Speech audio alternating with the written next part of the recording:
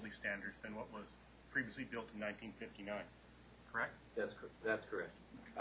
The pipe is still safe, but the welding specifications, the pipes themselves, are to a much higher standard. As with most things that we enjoy today, standards strengthen over time. Okay. Thank you. Thank you. Councillor O'Neill? Yeah, so I was intrigued by your dates, 2016 and 2017 for construction. So just as the construction of the Evergreen Line is winding down, we're going to be winding this one up. So if it goes through, that's the way things work, right? So Never is. yeah. And gee whiz, right after you, we have another delegation about from another utility about possible construction in our municipality too. So we're expanding. The whole region is expanding, and parts of it are aging as well. So I guess that's something we have to live with. There's been so much talk about natural gas in the province for the last several months, and most of it has to do with the export of natural gas. Does this system facilitate that, or is this all domestic use? It's all domestic. This series of upgrades is strictly to meet the growing demand of local customers. Is Fortis currently paying property tax on the current pipeline that has?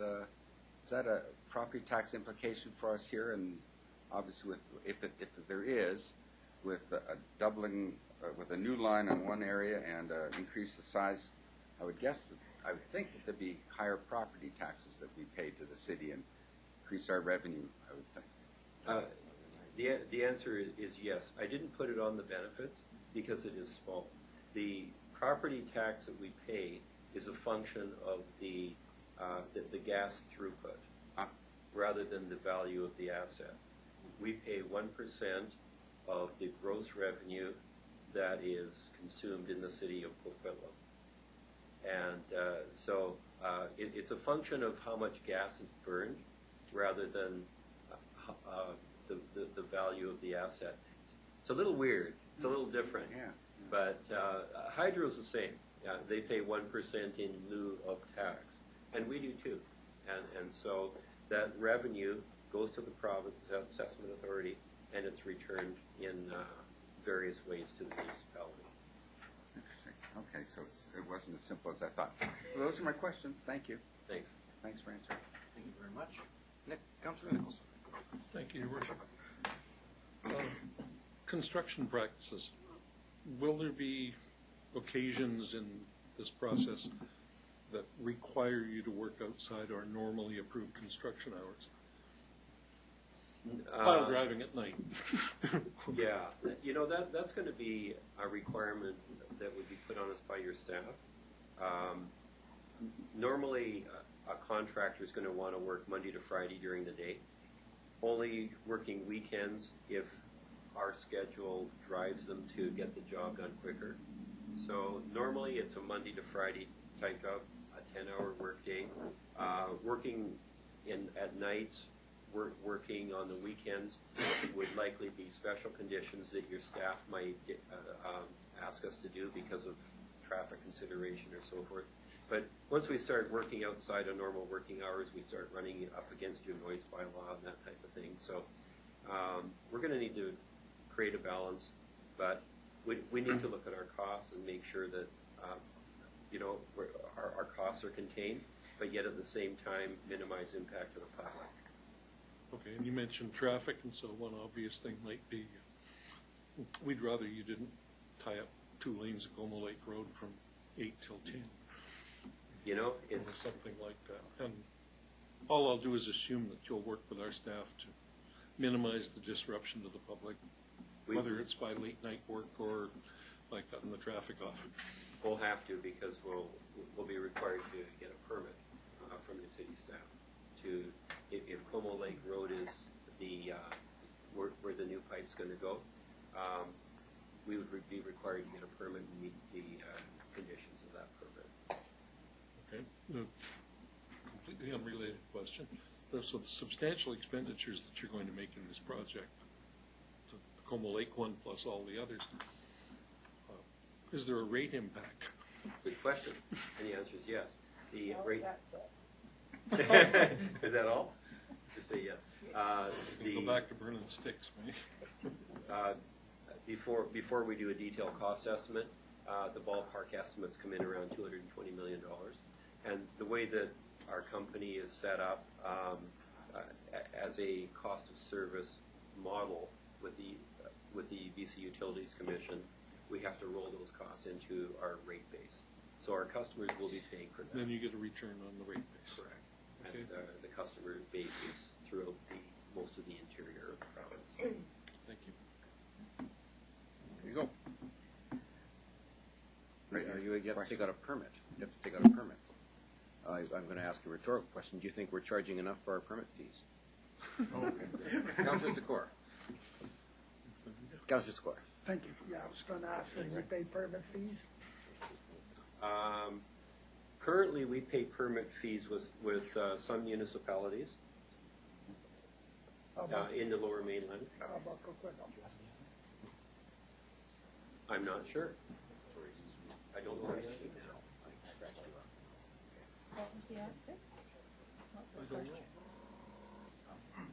Chair, I'm not aware of what the charge is, but there is a permit for construction within the road allowance. And I don't know how long ago that permit is, how long the bylaw's been in place for somebody like them.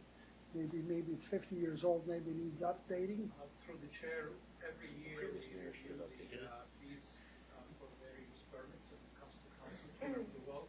So they'll have a couple of opportunities before actually Fortis would apply for a permit. Okay, thank you.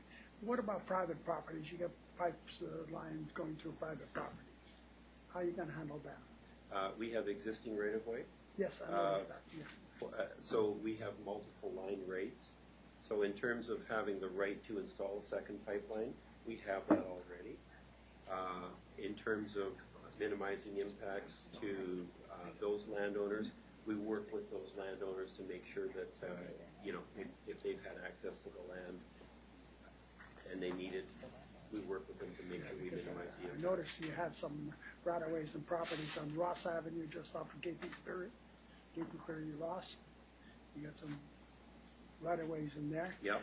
Now, when you're talking about 1% of taxes you pay to the city, okay, how long has that bylaw been in place? You know, I mean, is it something that needs updating? I mean, it seems like it's fairly low. It's a requirement under the Assessment Act, so it's something that has been applied province-wide. So it's not just the city of Coquitlam. It's not a city bylaw.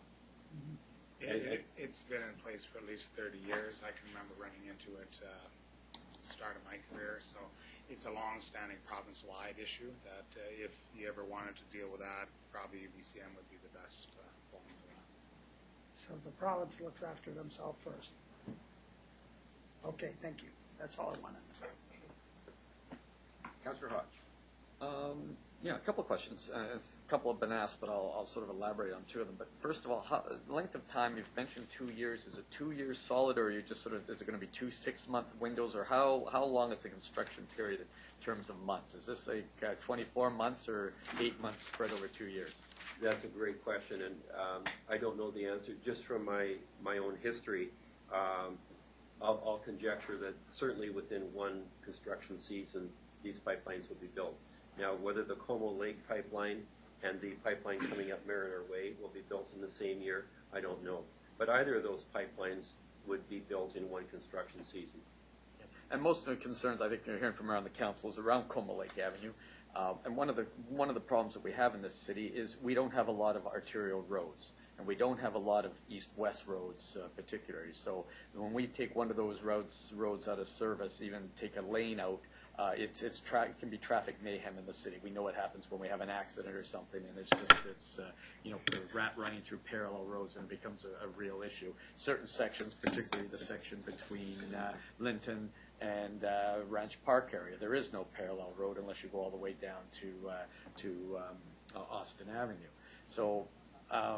And we hear this all the time. Motorists say, "Why don't you do this work at night?" And residents say, "Why are you working at night when I'm trying to sleep?" So it's a real balancing act. I would hope that we avoid that. Is the road work going to be on the eastbound or the westbound lane, or right down the middle? We haven't even got into that level of detail. First of all, we've just had one meeting with your city staff. So we haven't got into the detail of even firming up whether it will be Como Lake Road that the new construction will happen in, okay?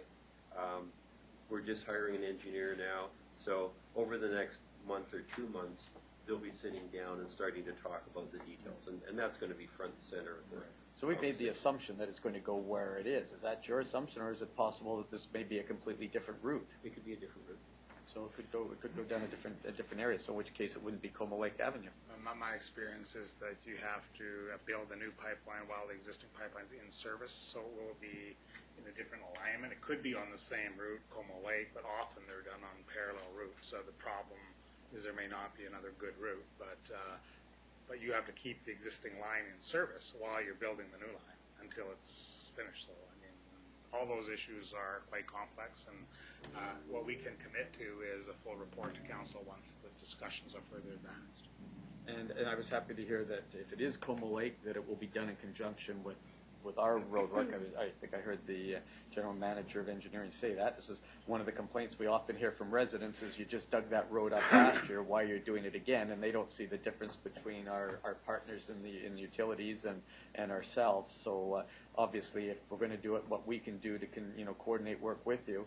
And the other key thing would be to make sure that if it is going to be Como Lake Avenue, that we're not doing road work on Austin Avenue at the same time, because this is another common complaint is that, well, somebody's digging something up for SkyTrain or digging something up somewhere, that somebody else is digging up the alternate route to do something different, and that we really want to make sure we coordinate this, that we keep our alternate routes flowing, and any work that might have been scheduled for there be delayed so that we're not digging up two routes simultaneously.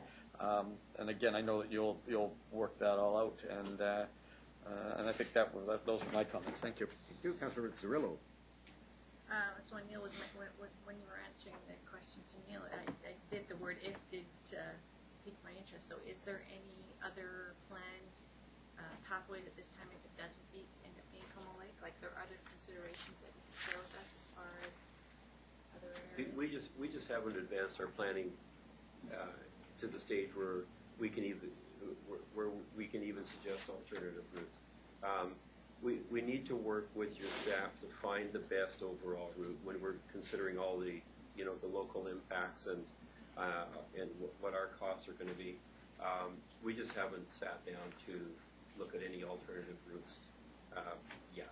I would expect if we refuel in another few months, we'll have a lot more to tell you. Okay, Councilor Wilson. Just a question maybe for our staff. Didn't we just dig up Como Lake last year or 2 years ago for BC Hydro?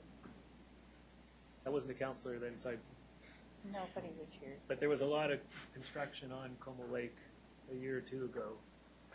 So That was road widening. And Mr. McIntyre in BC Hydro Planning. Yeah.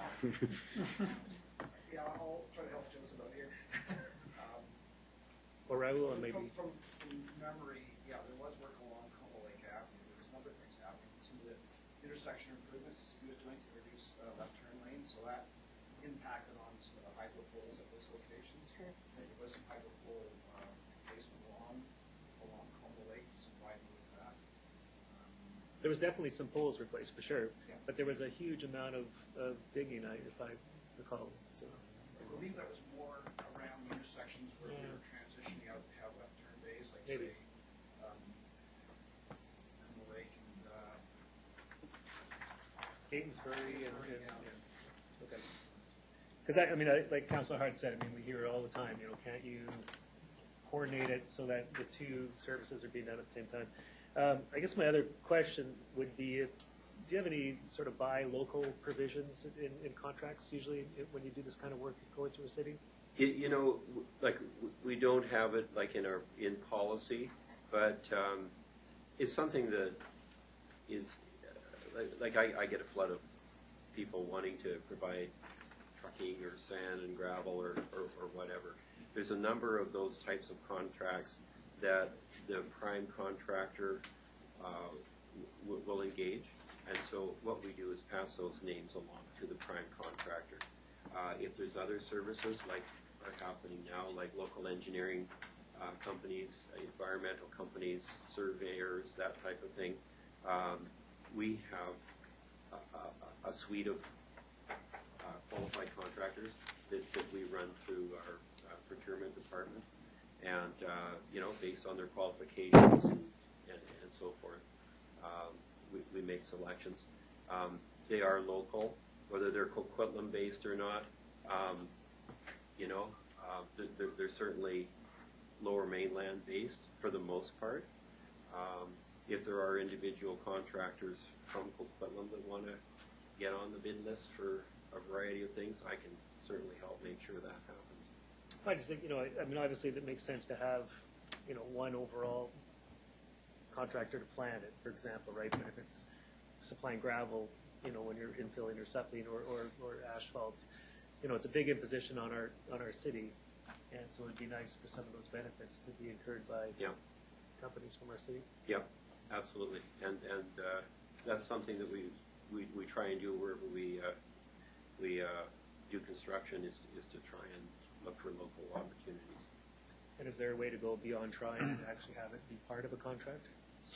Well, we've I can take that back. Let me take that back and let me see what I can do with our engineers, and I guess it's a function too of knowing what kinds of opportunities there would be, what kind of contractors there would be in Coquitlam that we want to work on it. Okay. Well, I thank you very much for coming out. Oops, sorry, Nate added one. Sorry, you did that one. Well, because you'd already spoken, and normally. I did not. I told you, Brent. In any event, I'm not excited about digging up my roads, and then it's going to cost me more in the long run. That does not excite me at all. But one question I have, we really don't have any approval authority here, other than our own, what we can do within the city. So if you have to change the route, and you have to go through a neighborhood, do you just expropriate your way through? Well, the Como Lake Road, of course, is under the No, I jurisdiction got of that, the city. but you said if you have to change a route, so say you have to change a route and go through a neighborhood, and it's all private properties, what happens? Do you expropriate? We or- have the power of expropriation. You do, that's what that's all I need to know. Yeah, okay. So it's, Do you envision using it here in Coquitlam? No. Thank you. Thank you. Monday purpose sake. Yeah, I want to thank you. I want to thank you for coming out, and I'm going to actually suggest that council move a motion to appoint Lou to be our negotiator on the new rates, because he's pretty tenacious. We do thank you very much for bringing this to us. We recognize that we have to work with utilities in order to make our citizens have gas. I had one remaining question, actually. This is a big pipe. It doesn't have any services off of it. It doesn't have any gas service coming off it, does it? I assume that's on a different pipe, even in the same alignment. Correct. No gas services directly off the pipe. It goes to a point, Correct. tees off, and then gets. We have pressure reducing stations, and then from there it feeds into the local distribution network. Perfect. Thank you, Mayor. Thank you very much. Thank you, Council. So the second part of the delegation is from Ms. Carol Greaves, and she's also here to speak regarding the pipeline upgrades in the Lower Mainland. Actually, I'm here to speak about a totally different project that is happening right now at FortisBC. We're working on a new pipeline project called the Eagle Mountain to Wood Fiber Gas Pipeline Project. Which has nothing to do with wood fiber, does it? Actually, it does.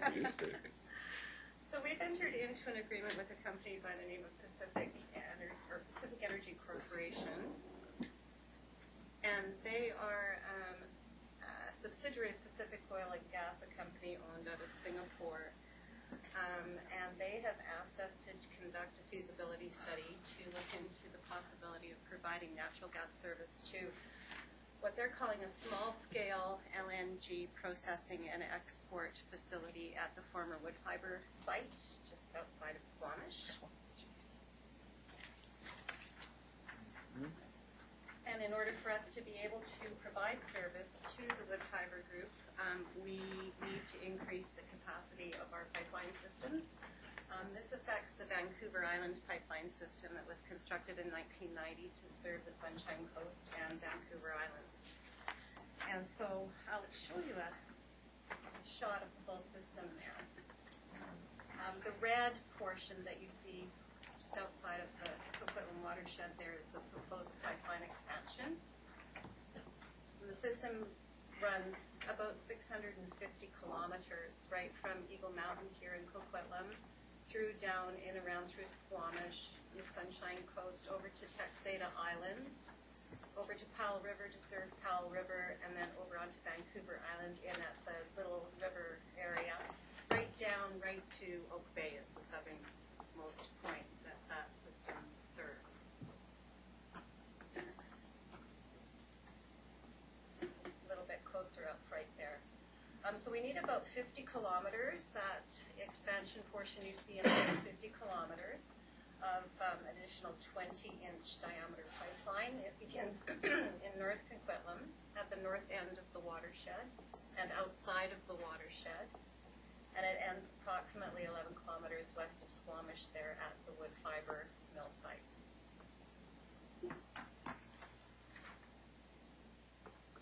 So in addition to new pipeline, we also need to possibly upgrade some compressor stations. Here at Eagle Mountain, we have what we call V1. That is a compressor station that currently runs with about 21,000 horsepower to compress natural gas. In order to meet the capacity of this potential add-on, we need to add another 35,000 horsepower at V1. The turbines could be gas-powered or they could be driven by electric motors. We're doing studies right now to determine which is the best route. I'll just give you that is the Eagle Mountain compressor station right there.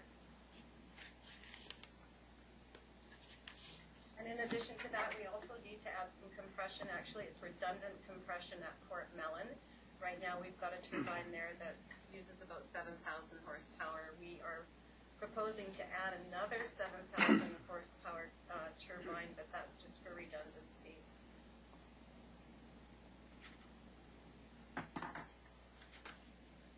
We're also proposing to add a new compressor station in Squamish. We're looking at another 15,000 horsepower of compression in Squamish in order to pull the natural gas from V1 to wood fiber. Couple of options. We've got some property in Squamish that we're looking at, but we're also looking at some other areas on the outskirts of the city, or the town.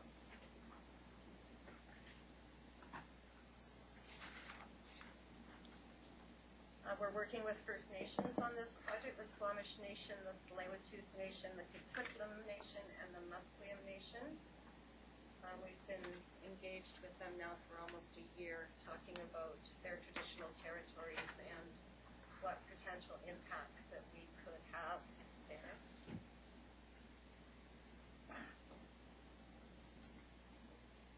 And safety, of course, is our top priority. That slide is kind of out of place. It should be in a different location, sorry. Some of the timelines. Right now we're doing this feasibility study. We are engaged with the BC Environmental Assessment process under the Environmental Assessment Act. So that's one of our regulators. We are also working with the BC Oil and Gas Commission as well as the British Columbia Utilities Commission. The Utilities Commission are aware that we are conducting this study. Our impact studies, the various environmental impact studies, will take place next year. We're looking for hopefully regulatory approvals in 2015, including an environmental certificate, and some construction in 2016 with a possible in-service date of November of 2016. And right now, the capital cost estimate for this expansion is about $350 million. Local benefits, a really early estimate is we're still just doing a feasibility study, but a very early estimate is about $75 million in labor and about $100 million in goods and services within British Columbia.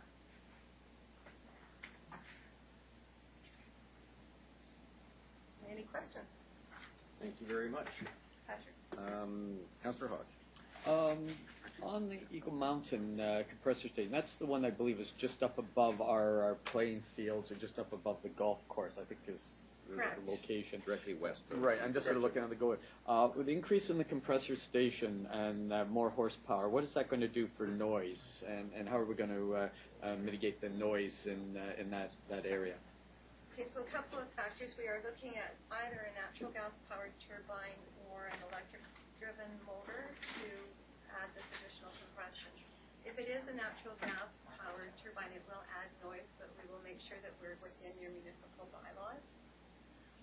If it is electric, it will add less. There will be less noise. And the number of kVAs that are added, I'm sorry, I don't know exactly how much at this time. What do we have up there now, or do you have up there now? Is it electric, or is it? It's gas. It is gas. Yes, 21,000 horsepower gas there right now, 2 turbines. Okay.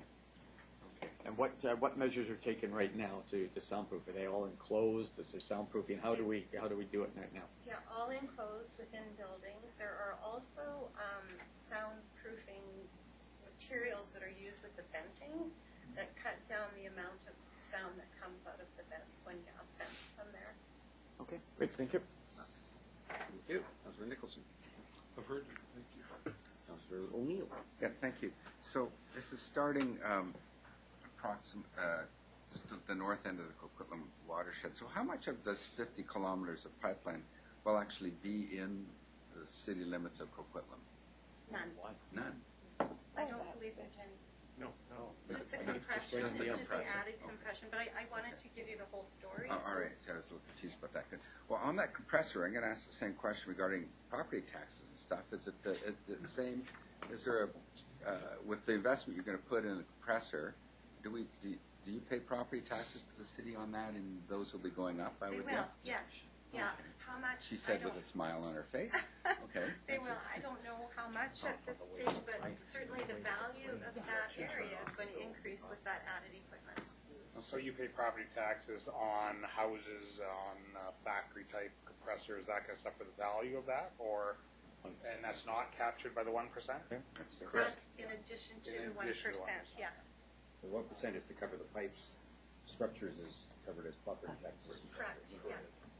Excellent. I'd like to get to the bottom line on this from you, since it's not, this one isn't actually really affecting us other than the compressor station. That's good. Right. Okay. Thank you. Those are my questions. Councillor Wilson.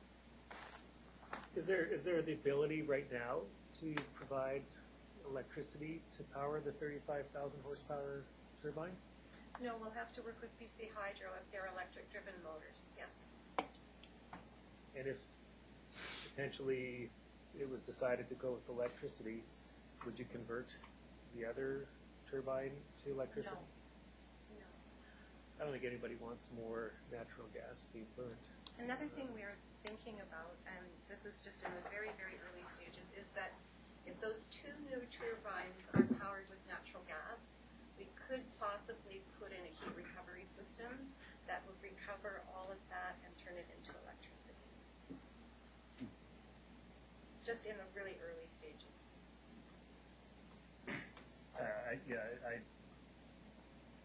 I personally would not want more natural gas burnt Coquitlam. But that's just me. Okay.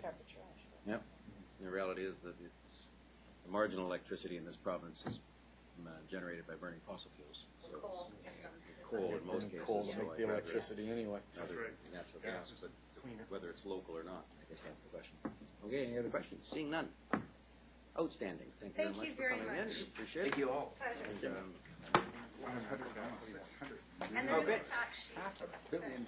Now, if any of the engineering geeks on our council or staff wanted to go tour the wonderful compressor, Yes. can we do that? Absolutely. I'll leave my card. Thank you very much. It's a. I've seen it from just outside the fence because it's a hiking. It's the hiking trail.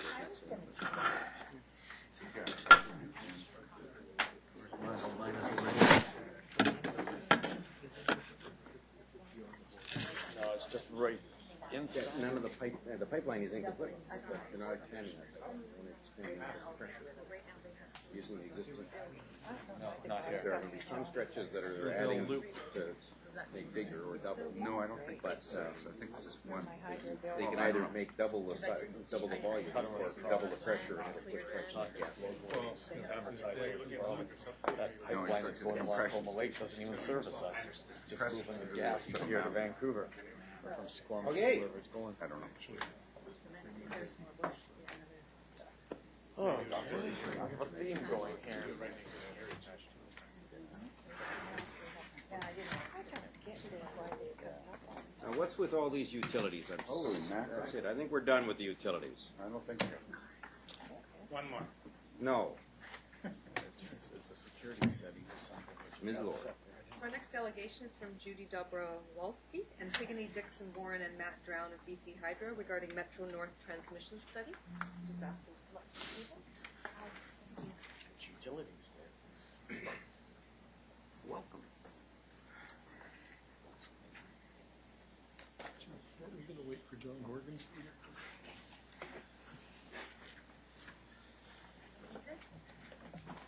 Yes. Yes, because we're webcast. Yes. We do broadcast out by web, by internet, to our homes. All of our homes receive this live stream. As interesting as that might be. And it's compulsory. Yeah. And dozens are watching. And they use electricity to power their computers. And you can link the archives and have your family watch later. I'll do that. I'll do that after the Dr. Blue movie finishes. Back to your headset. Please. So are we ready? Can we Yep, begin? right ahead. So thank you very much for the opportunity to present on our study. You'll hear a lot of the same language that Fortis was using in terms of load growth and aging infrastructure. My name is Judy Dobrowolski. I'm with BC Hydro. I work in the field of stakeholder engagement on our major capital projects. Had the opportunity to work with some of you on the Coquitlam River Aggregate Committee, and I've been involved with the Coquitlam River Watershed Roundtable. And so I'm happy to be here again talking to you about this project. First off, I'd like to offer congratulations to Councillors Wilson and Zerell on your recent event. Congratulations. To my left is Antigone Dixon Warren. She's leading the study, and just down the way is Matt Drown. He's our engineering lead on the study as well. So I'll turn it over to Antigone to walk you through a few slides that we've prepared, and then we can do question and answer.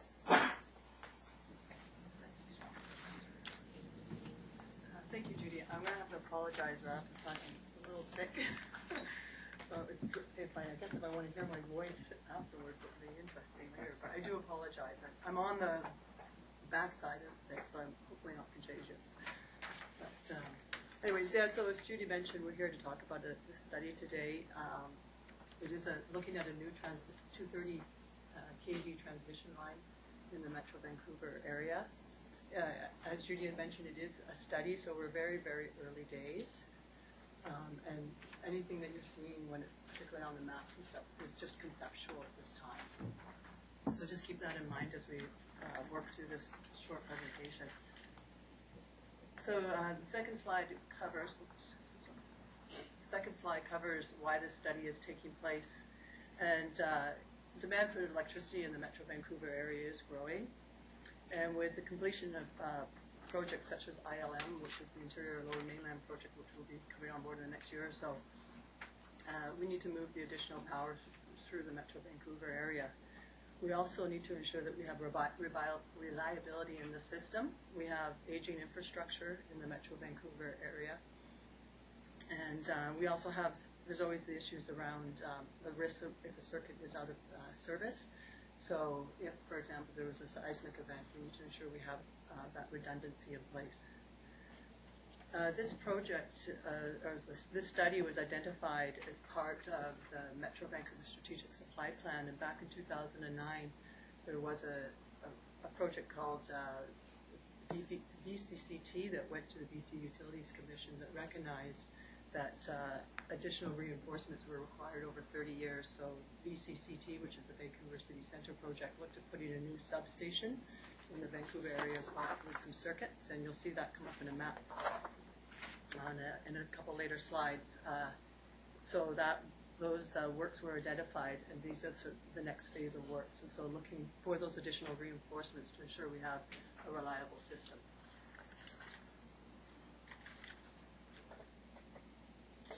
in terms of what is our proposed solution, so as I mentioned, a new 230 kV transmission line. It will extend between Coquitlam and Vancouver with an earliest and our target in service date by 2018. We're looking at 3 alternatives for line routing.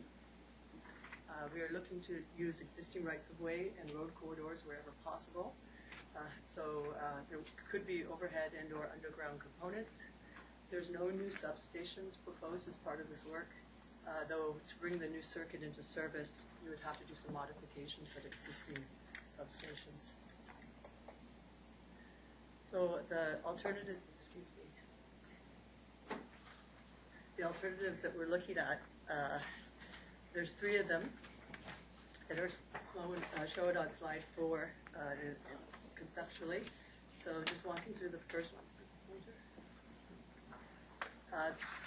The alternative 1 is shown in yellow, and it will extend. So on this map, anything in solid lines is overhead lines, and where we have existing rights of way, and dashed would be underground.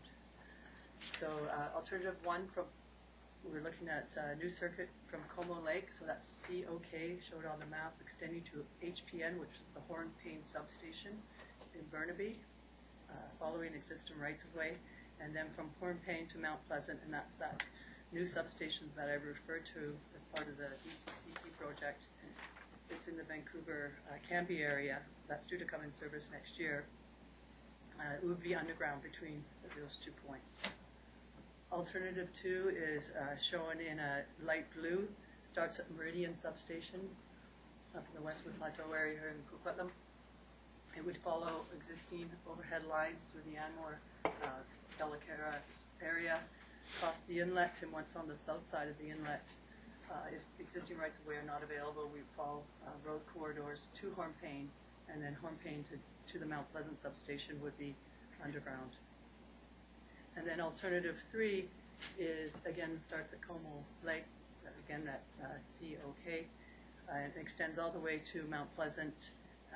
That would be an underground corridor. Or following underground routing following existing roads. So it would be underground. Just as to note, the 2 alternatives that start out of Como Lake substation, there would be a requirement for reinforcement between Meridian Substation and Como Lake, and it would be between 4 to 6 years. That would be a separate project, and that's because the power from the interior goes through the Meridian Substation, again bringing power through like the ILM project. So it would need a future reinforcement if one of those 2 alternatives was selected. Sorry, reinforcement isn't making it stronger, but sorry, a new transmission line. Increasing capacity. Yeah. So, and then just in terms of early schedule and where we're at. So during the summer and into the fall, we've been meeting with municipal government staff and other agencies. We've also been holding introductory meetings with First Nations. This winter, particularly in the new year, we'll be moving towards doing some public consultation, and with the aims of having a preferred alternative by the spring, which we would then take to the board. And I don't believe I mentioned this project would go, if it does proceed past the board into project definition, it would also go through the process of regulatory approvals. Those would be required, and particularly through the BCUC process. So, sorry, any questions? Sure.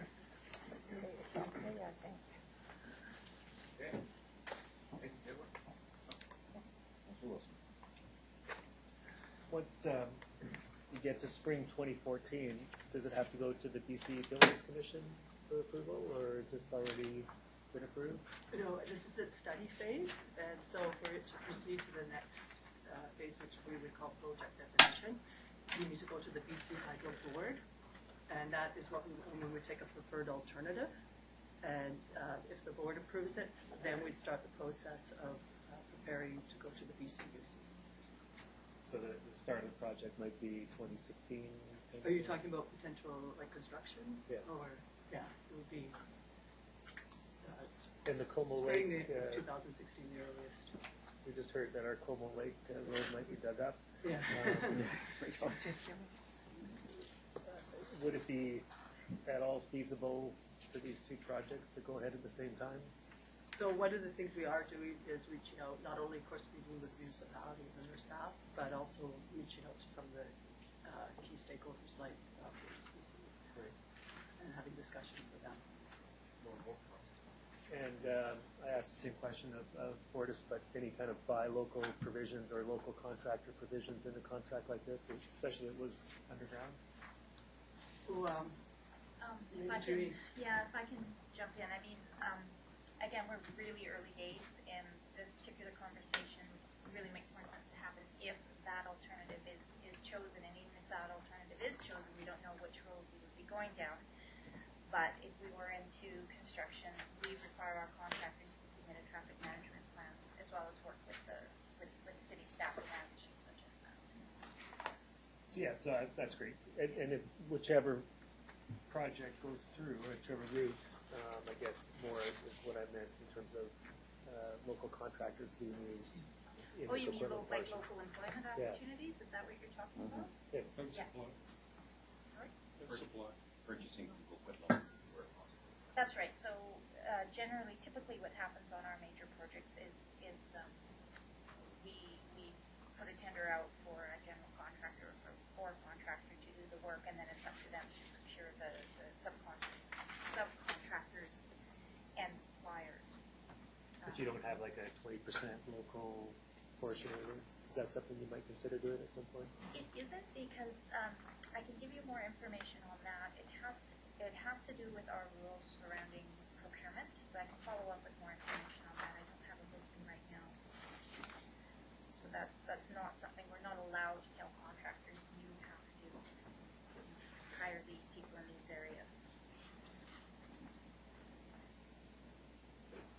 Richard?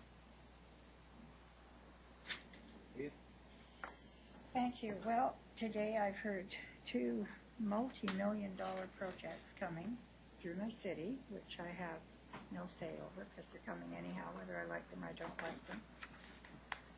But one of the things that concerns me is both Fortis and Hydro are now looking at these imminent solutions. To dig up the road once would save millions and millions and millions of dollars. I mean, why you two aren't working closer together, I don't know how close you're working, so that's an unfair statement. But I think it's time that even the big utilities in this province realize that our taxpayers, they've had it. They're taxed up to their nose.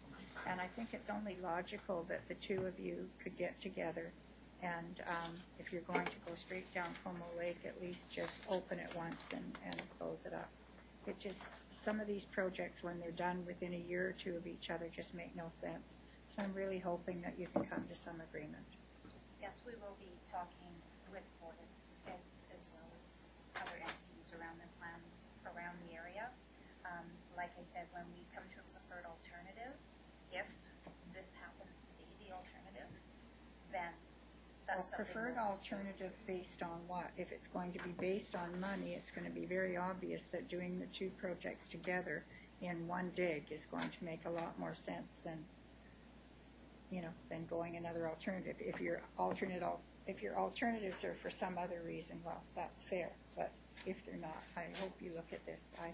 I just think that in BC, it's very easy just to say, oh, well, we don't care. We're Fortis or we're Hydro. We'll just go and do whatever we like, and the taxpayers are going to pay for it. And it's starting to be unfair. Thank you. Thank you. I have a I know. That's what's so stupid. couple of comments related on the buy local side. I'm not going to push that at all because I want you to not buy local when you're out in Belfair and in Burnaby because we have some great travel operators here, and the buy local tends to be self-defeating and a zero-sum game for municipalities because we're then carving off a little bit for us and then losing the contract in Surrey, even though we might be the best supplier for the Surrey leg. But on the way in which I realize your transmission and hydro distribution is a different But I say it to every time we go to a conference, we talk to Hydro, we talk to Fortis, we talk to anybody at the utility level, for that matter, tell us, please. We dig up a road, we send out all our information out to all of the utilities, everybody that could possibly need to dig it up. And we say, we're going to be repaving this road. We give you 6 months' notice. We go in and replace all of our water all the way down the road so that if there's any chance that in the next 20 years our water service might need replacing, we'll fix it right now because we don't want to dig up the road. And then within 6 months, invariably, someone phones us and says, why are you digging up a road? You've paved it. And I'll go out there. It turns out it's you, or rather distribution, or it's Terracin, or it's TELUS. Please. Take it back to your people that we can do this once, we can do it coordinated. Perhaps even the city can do some water work down the center of the road at the same time. Let's make it happen together for the sake of all of our residents and all of the commuters that use those routes, and ultimately the ratepayers, because it'll save money, as Councillor Reid mentioned. Councillor Asmussen. I guess I want to go back to there's a complexity about the Fortis Gas and Eurus in the projects and designing them. But it would be helpful if you can twin together and work out those difficulties on the routes if you do select the same. And that's the question here. And I would hope that there would be some more urgency for you guys, the impact on that. So that's what, so I know there's, as our city manager said, these issues are more complex than what you're explaining to us now, so more on a basic scale. The feasibility study, will that be coming public to us at a certain point when it's ready? So, or that's an internal to the board first, then it will become public? We go to the board First. for once we have a preferred alternative. The BCUC process is The public process. So that's all those studies feed to the board then? Once we get in, once we have a preferred alternative and we start doing some more detailed studies, all that information does go to the BCUC, which has a public process with it. Thanks. And to the other point is, I guess, as Hydro being a government agency, we are governed by the free trade agreements, procurement agreements. Even with the new European free trade agreements, you're restricted on how to procure your resources in those by those regulations. We are. The one in particular I'm thinking of, it's called the AIA, but for the life of me, I can't remember what that stands for, but I will gather information and resubmit it to you. Thank you. And I'd like to make a comment in terms about one of the benefits about getting out this early when we're looking at the alternatives, because we are having that chance to talk to your staff about some of the concerns and some of the planned capital works over the next 3 to 5 years. So that is giving us that opportunity to have those discussions. One of the things too, when it comes to any utility too, is that there is technical reasons sometimes why you can't do it together. Offsets that Fortis might require or BC Hydro does, but that's part of the reason why we have the discussions, to see where there might be some synergies. Thank you. Councillor O'Neill. Yeah, on the subject of coordination, were you aware, prior to coming here this afternoon and hearing Fortis's presentation, that they were thinking of a big project through Coquitlam about the same time you guys are going to be doing? Were you aware of that? Yeah. You learned this today at this meeting? No, well, no, we were. We've actually, when we're talking to municipal, we have to talk to a number of municipal staff through the different municipalities, and it had been mentioned to us that Fortis was proposing works, and so they are on our list. So we provide the conduit. There was no. So there's no. Is there an existing relationship of some sort that will now kick in, or are you going to have to invent some sort of relationship with Fortis to try to carry out the wishes of this council for coordination? Or are you relying on city staff to guide both of you? And I don't know how effective that can be. You're both rather juggernauts. I'll try to answer that. When we do our routing, when we actually pick a preferred alternative, we start looking at routes. Our process is to contact basically we do like a one call. Oh. So we'll contact every single underground or overhead utility that we're anywhere near, and that's sort of the whole process we go through. So more of a technical process than any regulatory or. Sure. Well, good. AIA But is, that contact is primarily for the operational needs of installing it rather than the yeah. decisions about where it Yeah. goes. Nice that you talked earlier. Yeah, like I said, it's Tell us what AIA stands for? Yeah, it's an Asian Investment Association area. ASEAN, which ASEAN in itself stands for ASEAN. It's an acronym for a group of Asian countries, so it's ASEAN Investment Area. AIA. That sounds like a different. That's a different Is it? procurement. Okay, sorry. All right. Yeah. I think she's talking AIS. Google that. AIA or AIS? Yeah, yes. No. Oh, AIA Plus, Building on Free Trade Agreements. It is ASEAN as well. AIA Plus. Like I said, ASEAN. I will get the information I'm looking Okay. for and I send think it it's to the you. same one. I think that is it.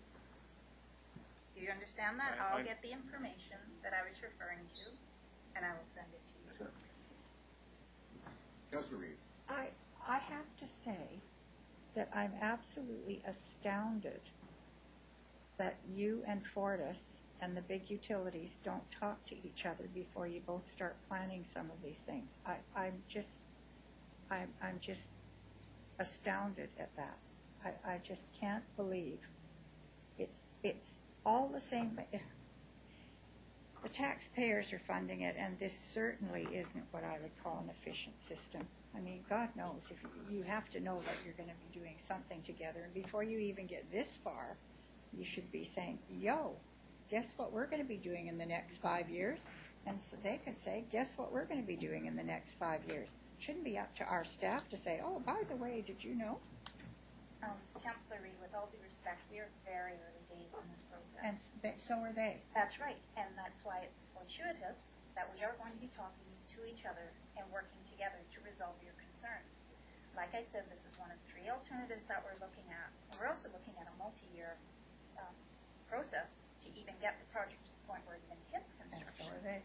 So what I've heard today, loud and clear from everybody, is that impacts to your roadways is very important to you, and that's something that we're going to take away and we're going to take seriously. I hope you understand that I have heard your concerns about that, and we will address that in any route that we undertake where it impacts Coquitlam roads. It's just astounding, but it's not so much the routes and the roadways, it's the whole tax implication, the whole cost implication, millions of dollars of digging this up 2 or 3 times. I'm done. I'll behave. I wasn't going to go there, but Councillor Reid stirred me on. At the corner of Clark and Como Lake, and you'll be passing that corner theoretically if you use that alignment, and so will Fortis as they are using the same alignment, and so does the current transmission line that's side of road. I don't know what you call that one, but it's just on 12 poles rather than as faced. All of those go down. We've just moved one of them up in order to accommodate SkyTrain. Does that line get replaced by the line we're talking about, or is it amended by? I'm sorry, where is it? The line that goes down Como Lake, all the way to full length right now, the higher than normal wire, retention lines. Are they being replaced, or just simply this is in addition to?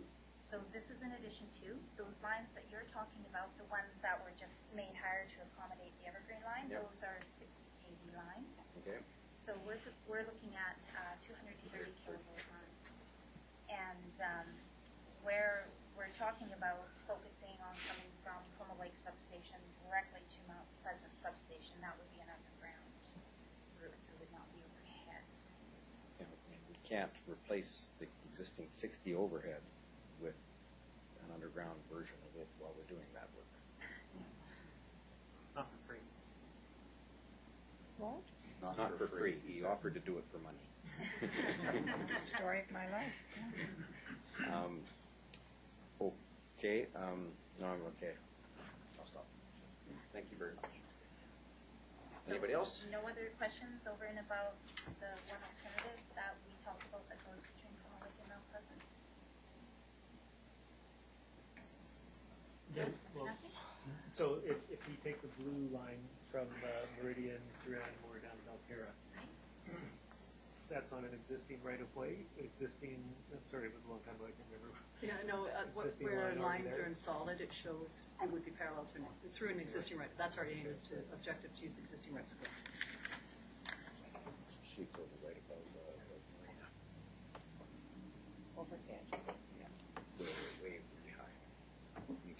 else? No questions about the southern route that, No, we're not curious at all about that one. Well, Yeah, we don't have to be, but Councillor Asmussen. it's just hard for us to make opinions because you're so early in the day. I mean, it's nice to know, but we really, how do we ask questions when we don't know exactly the detail? yeah, no, exactly, but, just wanted to make sure that we covered it all. So, actually, you just made me remember something that, we will be going to public open houses in the new year, and you'll all be given notice of, the when and the where, and you're all invited to attend. Okay. Just one point on this Councillor map here. In terms of the key of the map,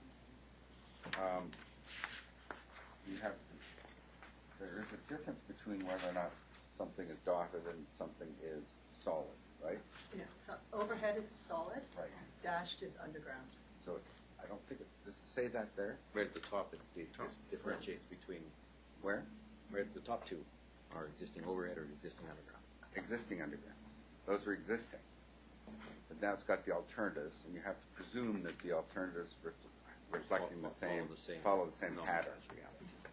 Okay, so I would just spell it out. Yeah, well, good point. No, that's a very, very good point. We can do something to improve that. Okay, thank you. Joseph. Your Worship, when staff will receive more information from BC Hydro, we will report back to council with options and additional information for council's information. Thank you. Now, I don't want you to take all of our questions related to the underground as being us expressions of lack of support for underground. I don't think we have that position at all. I just think we would love to see underground. We'd love to see it coordinated. Absolutely. Perfect. Okay. Thank you so much Thank for coming you in. very much, Your Worship.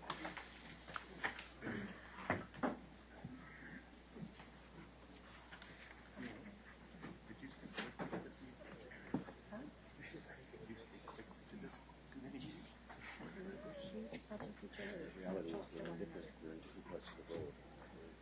There is no crossing out. No, you'd end up digging up the entire road and be able to keep it 3 lanes open. So the only thing it saves is us not repaving before once it does their work. From their perspective, it doesn't save them any money. No, they just dig and cut. And really, the gas will be over in lane 2 and the electrical in lane 4. So you couldn't do it at the same time because you'd have no roadway open.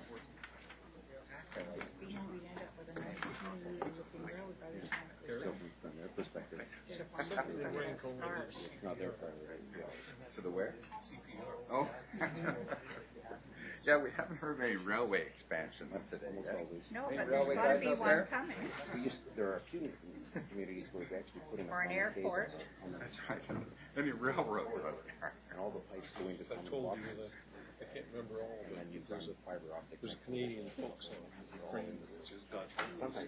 Oh, yeah, that's right. Yeah. The only part of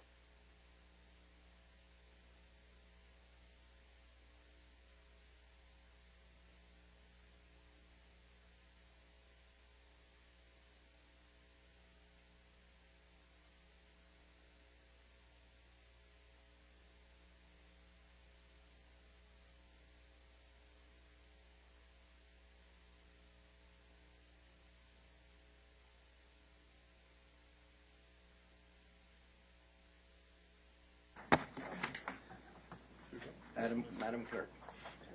Our next item is report of action, General Manager, Parks, Recreation, and Culture Services related to the Coquitlam 125th Birthday Steering Committee follow-up. The recommendation is that the committee receive the report for information. Okay, move receipt. Second. Moved by Councillor Reid, second by Councillor Secor to receive. Okay. Discussion?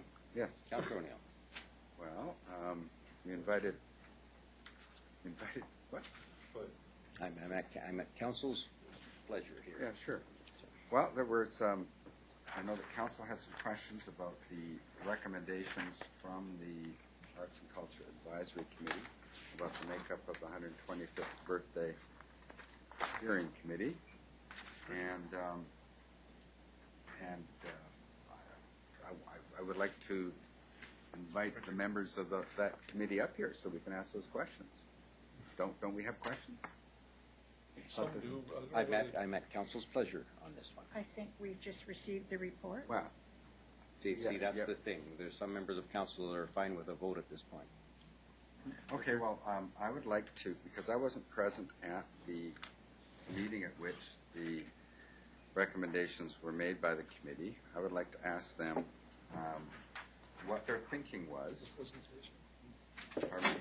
What their thinking was in recommending the type of steering committee that they did, specifically as it relates to the role of councillors, and whether or not they could be chair or vice chair, whether or not they could be voting or non-voting. So those are my questions. So I'd like to ask members of the committee about that. Or do I go through the staff first? Well, why don't we ask if staff have that information? We could always direct it. We don't normally compel witnesses to attend. Okay. we invited them to attend. We actually don't even, yeah. We invited them to attend, and they've come, so I... Thank you. We are at Mr. Elway. the committee's pleasure on this.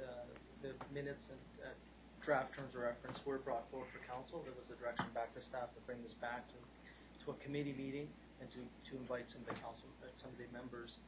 We have done that. We have really presented what the Arts and Culture Committee, the group that formed part of the advisory committee, what they presented forward. There certainly is some justification for some of the uniqueness, but I think it's more of a committee direction. Right. So in receiving this report, if all we do is receive it, vote to receive, and it goes, we haven't decided anything, and we've also not heard from the committee members about the thinking that went into this. So I'm happy to not make a final decision on the recommendations yet, because we might need to talk about it more at length, or we might, but I would love to take this opportunity to get the insights of the committee members about what their thinking was on this. So I think that's why we had this meeting. Okay. This is why we voted on this. I see a couple of nods around. That's sufficient. Thank you very much to staff. I wonder if the committee members wanted to come forward. You don't have to if you don't want to. Okay. Pick up the Bible in your right hand. And That's right. Have you now, or have you ever been? We're going to have to dig up Coquitlam Lake. You're done. And you don't want to do it at the same time as anybody else. It's got to be yours alone. Right. Well, you're worth the price of admission at this point. Well, it's not $350 million, but it's priceless. There you go. Okay.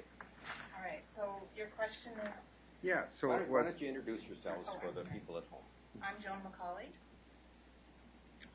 Janice Cotter. Barb Hudson. Hi. And thanks very much for coming today. And as you know, that I'm the vice chair of the committee, but I don't attend all the time because I have another committee meeting quite often on the same night at the Coquitlam Foundation, I think it is. And so I wasn't at this meeting at all. And when I saw the report, I was interested in understanding the reasoning behind the structure that was being recommended, specifically dealing with the roles of councillors. A, not being able to be chair or vice chair, and B, being non-voting. Does any of you have any insight into that? Was it a staff recommendation you didn't think much about, or was it something that was serious? The thinking behind that is because this is a very defined term for the 125th anniversary, that the time commitment and the workload might be too much for councillors to take on because of their busy schedules and their other commitments and workload. So it was felt that, also because with respect to the workload, the chair and the vice chair are going to have to oversee the subcommittees. This is a steering committee who's going to be overseeing the whole event. And so overseeing the subcommittees and making sure that they're delivering on what they're supposed to be doing might be a little bit too much for councillors to take on. Also, the timeline, with respect to the timeline, 2014 is really a crucial year for the planning process. It's going to be an election year, so your schedules will probably be busier. And also, with respect to consistency, we wanted to make sure that the chair is going to be the chair for the whole term for the committee. So that was the thinking behind that. With respect to the non-voting. I think that was just a carryover from other committees, but we would absolutely defer to council with whatever you decide on that. Yeah, because we can, that's sort of a tradition in some of the advisory committees that is, but I know that our appointment to the library board, the appointee becomes a full trustee with voting rights, and so that's provincial legislation that allows that to happen. I don't think the committee has any problem with the council members become voting members. Okay. Anybody, anything else to add? Well, I think on behalf of all the committee members, our goal really is to get the terms of reference in place so that we can begin planning, because we strongly feel that planning needs to start as soon as possible. Okay. Thank you. Thank you. Well, I'm glad to see it's 3 such forceful, aggressive, wonderful women that are doing this. This is just so good. And I know them all, and I know that they're all very capable of delivering a great party. I'm not as concerned. Yes, Barb. I'm not as concerned about whether we have votes or we don't have votes, but what I am concerned with, as having done a few of these through my years here, is that before, I'd be glad to see you pick out some projects or events, but before you waste a whole pile of time on them, I guess they have to be sort of vetted by council. And I see that it's in here, and when I say vetted, I don't mean down to the nth degree, but it's, the mandate is to provide advice and act as a resource and to support and guide recommendations to council. So I'm not having a great deal of difficulty with letting a committee work with this, but we do also have a manager of economic development. We will have our tourism guy on board, and I'm hoping that working with them somehow we can get some sponsorship for some of the programs that you're wanting to do, unless that's something that your committee is going to take on their own. And I can see some of the smaller events, yes, that you would. I guess all I ask is that maybe you get a list of a whole bunch of stuff that you think, oh, wouldn't this be fun? And then maybe vet it through your committee and come back to council and say, is there any reason we shouldn't do this?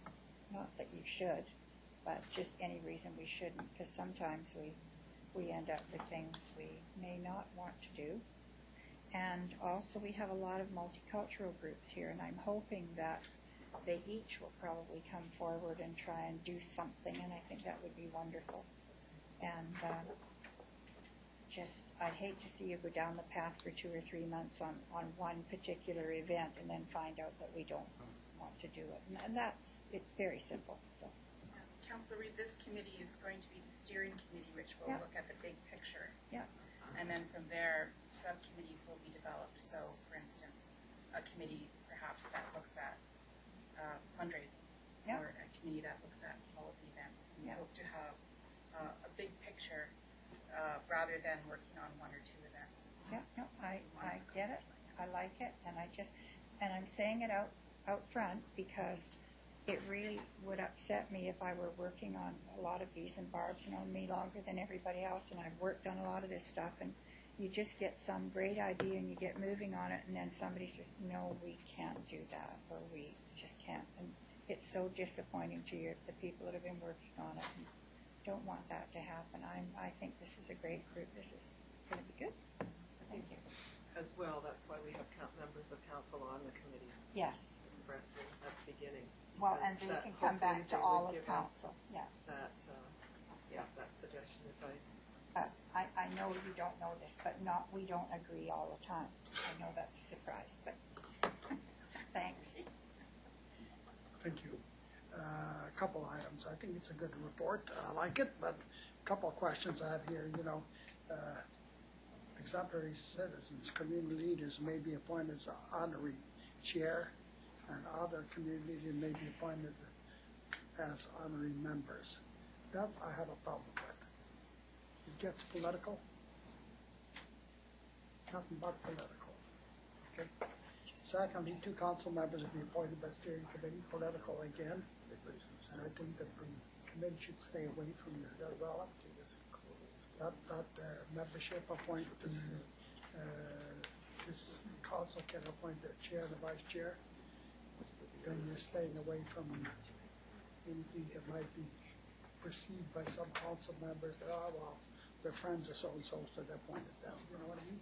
So I think that's a dangerous step that you're taking, okay? Same with, honoring chairs and that type of thing. Why would you need that? I think the honorary chair was to provide a face for the committee and someone who is very well known in the community who would provide some leverage for potential sponsorships. Thought that he or she should be on a committee then. Yeah, I mean, those are things, I mean, I think you stay away from this honoring so and honoring so, I mean, it's, it's like we have about 8 or 9 freemen in this city.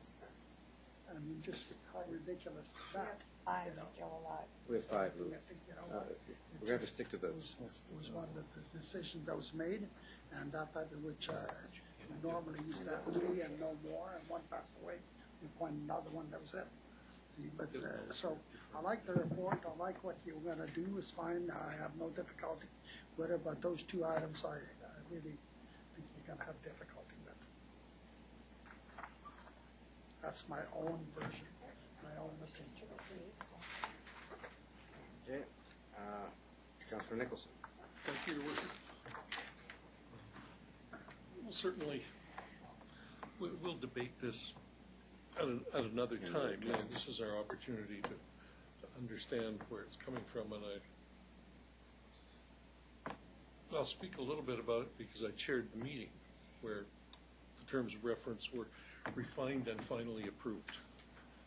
And it was a great piece of work by 3 members of the committee. The differences between these terms of reference and the terms of reference that we normally see reflect the fact that this is really a very different committee. It's not really an advisory committee. It's a committee to make sure that our 125th anniversary celebration happens, that it's consistent throughout the period of gestation, if you like. And so it's a committee that has to survive for past the next election, past changes in the differing roles of council members and all the rest of that sort of thing. I think the committee and its members, most of whom are younger than me, were nonetheless trying to look back to the 91 celebrations when, as best I know, the Centennial Committee for the city was modeled somewhat like this. It was quite distinct. The chair was not a councillor. It had a job to do, and the job was to produce a centennial celebration, and it did a fine job of doing that. So that's why we've got the chair and vice chair coming from elsewhere. The potential to appoint an honorary chair if that opportunity arises, if an appropriate person is seen.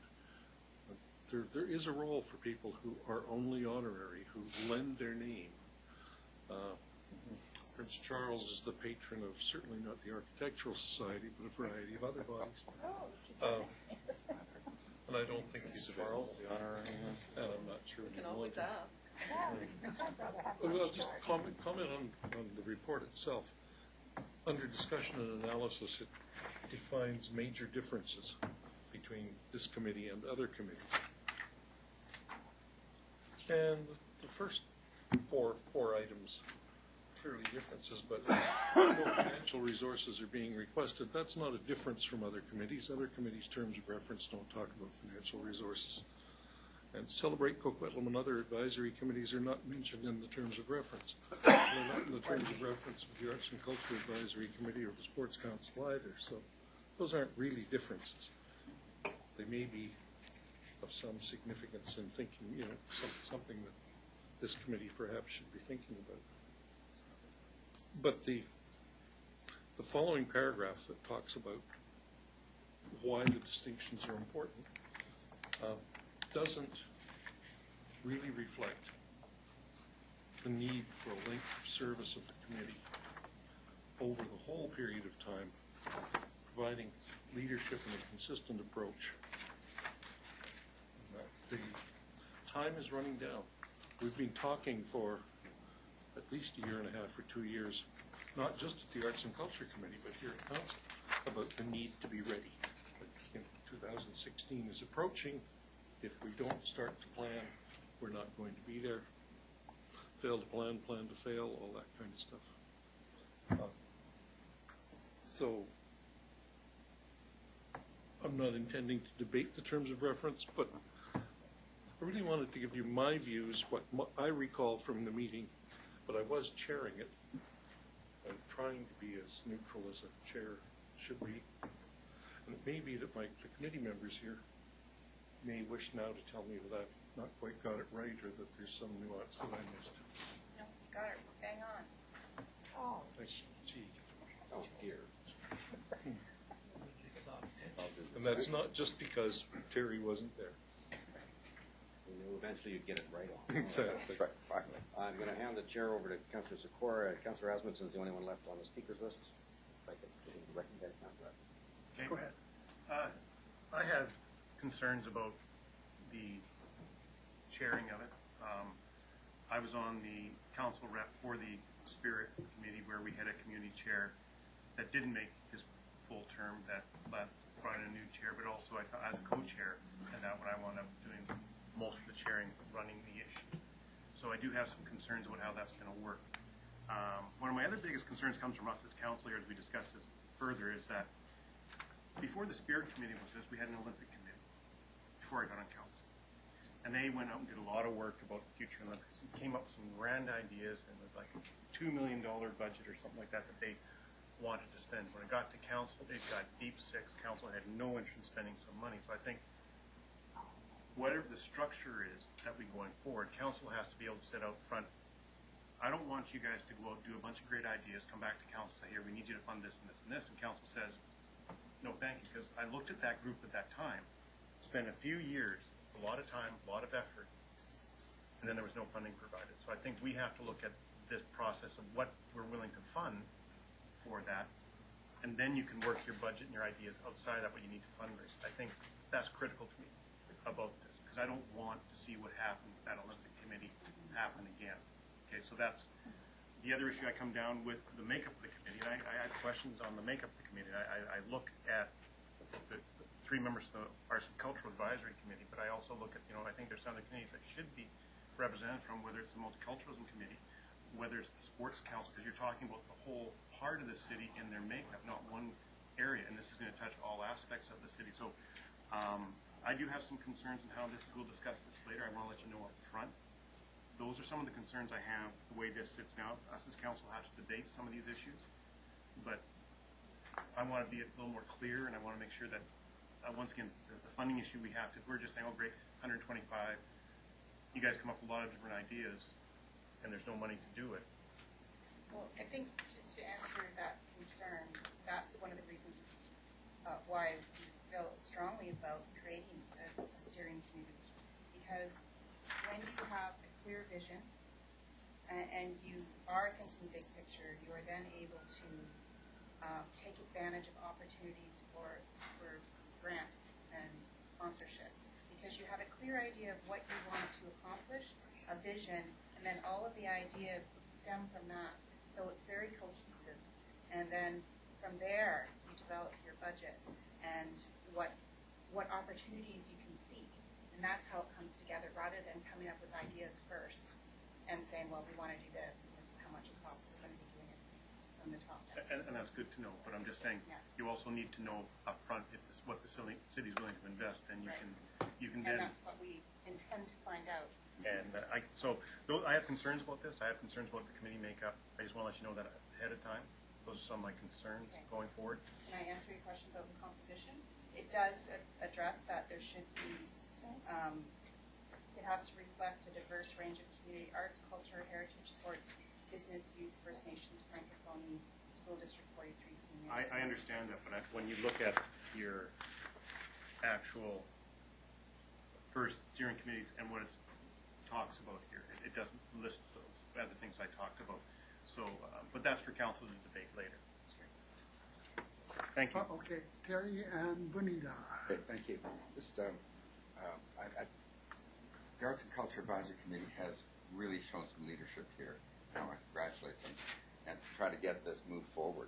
And, you know, this could have come, this whole initiative could have come from the Sports Council. It could have come from Multicultural Committee or something. But the Arts and Culture Committee, it doesn't mean this is going to be a big arts and culture only event, but they've shown the initiative, and I really want to congratulate them for that. And it's been very impressive. So I'd like to know from staff, so if council and committee here votes to receive this, what will be the next step that's going to happen? Few people here have talked about wanting to debate, thrash this out a bit more. What's going to happen next? Go ahead. I don't believe that, so it's here because the council directed it back to committee for debate around the content of the terms of reference. If it's accepted by committee, we would want that to be brought back to the, I would suggest back to the Arts and Culture Committee for final ratification, and then back to council for adoption of the minutes. It could certainly be ratified by council at any point. We'll bring it back to council for adoption as presented. The question is if there's any suggestions by council in terms of, you know, on the terms themselves, they probably should be going back to the committee for them to make the changes and then bring it back to council. So it really depends on the council or the committee wants to adopt them as they are, or whether you want to make some adjustments. And there's been some question around adjustments on the table, so we take committee's direction on that. So in receiving this report, I don't think anybody thinks we're actually ratifying the recommendations. Correct. So there was a report to council that asked to ratify, and we didn't do. We delayed that pending further discussion. First step was to hear from the committee. So you're now saying it's back to the committee? I would say depending on what council wants to do with the actual terms of reference. If council is okay with them as they are, or if you have adjustments that you'd like to direct back to the committee, that's two different routes. The committee doesn't have a role in terms of formally adopting it. It has to go back to council for adoption. You don't have any. No, I know that, but I didn't know if it needed to go back to committee or we just needed to work it out among ourselves. At this point, we need to work it out. Their recommendation came to you. Right. If you want to send it back to the committee, ask them to reconsider. I don't want to. I want us to work it out. We but have I to don't do know. something. I don't know if we want to adopt the original one or Don't want to suggest do it change. today. Okay, so we don't want to send it back to committee. We want to receive it, and then we want to work it out among ourselves. And it could be today or another day. Another day. Okay, so this message is clear, so somehow I'll have to get on a committee agenda or council agenda, probably back to council. And it depends how you want to do it. Do you want to discuss some in-camera items, or do you want to just discuss it? Usually enclosed first. So, I mean, I would suggest we simply add it to next week's closed agenda to discuss that further, and then it would come out of that to the public nighttime council. This is the sort of leadership that I want. Good, thank you very much. Okay, Bonita.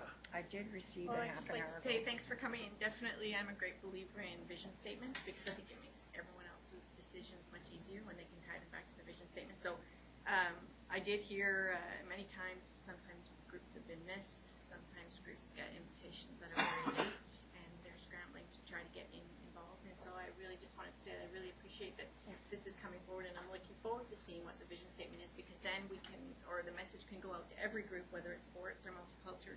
They know what the vision statement is, and they can come forward to the recommendation. So I just want you to know that I'm a great believer in those vision statements, because I think it's a wonderful way to give people autonomy to work within a framework. And yeah, I did hear that people felt they were being missed and perhaps asked at the last minute. So I'm sure this will fix that problem. Go ahead. I just wanted to say as well that council did approve that that arts and culture take a leadership role in this. And I think some of the thinking behind the 10 members at large would be that we invite people from the community and not necessarily representatives from different advisory committees, because of always getting, you know, the same people doing the work, and that we really wanted to get the community involved. So there would be special attention to all the different areas that we would want to cover on this. But I think that these terms reflect the leadership role that the Arts and Council has proved to provide. All through? Yep. Okay, got myself down.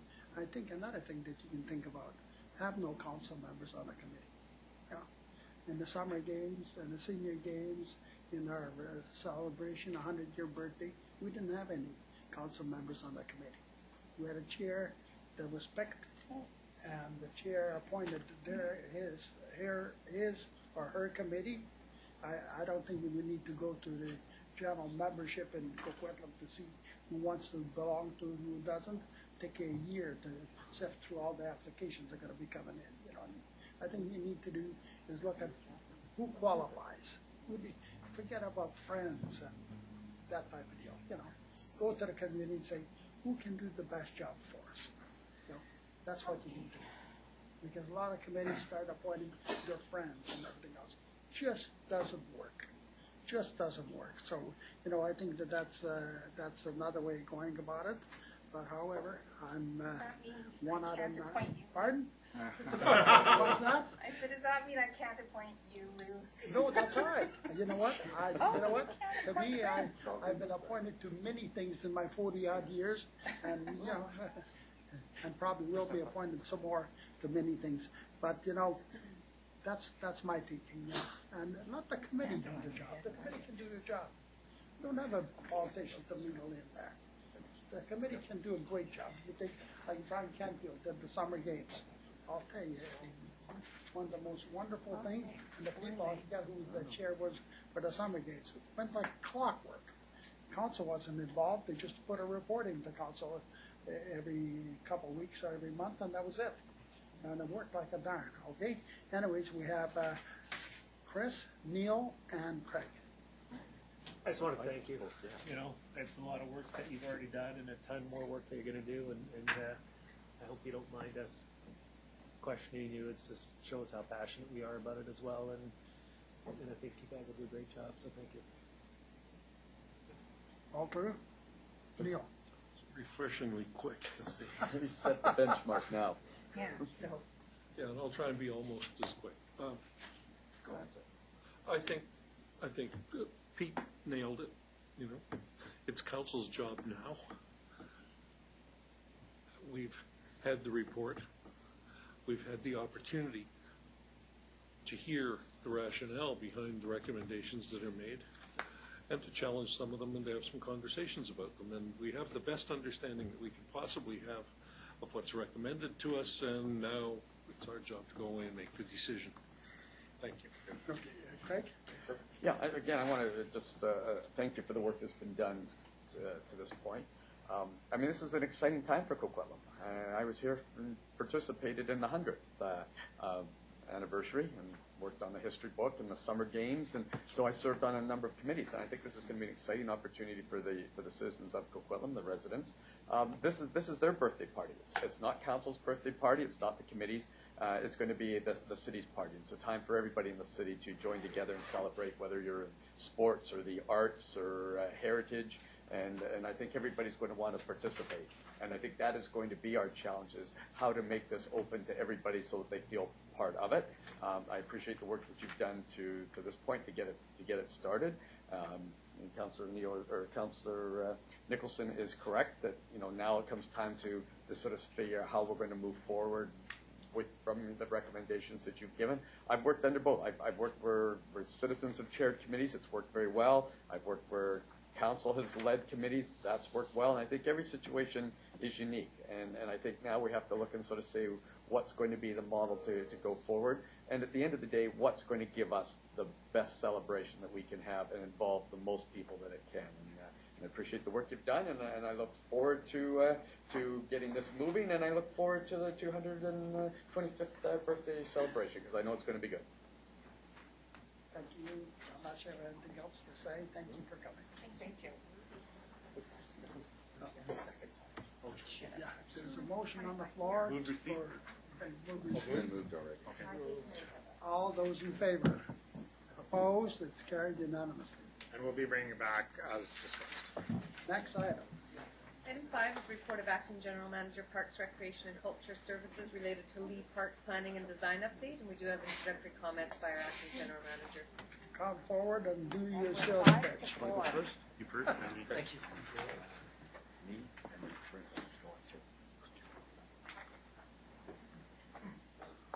Thank you. Just maybe some opening comments. Committee has the report in front of you on the Leigh Park concept design. I'd like to introduce Andre Azakov, who's our manager of Parks Planning and Design, who's been leading the group that's been designing this project. Hi, Andre. A little bit of exposure, young guy. He's older than he looks. What, he's 21? Time with the city.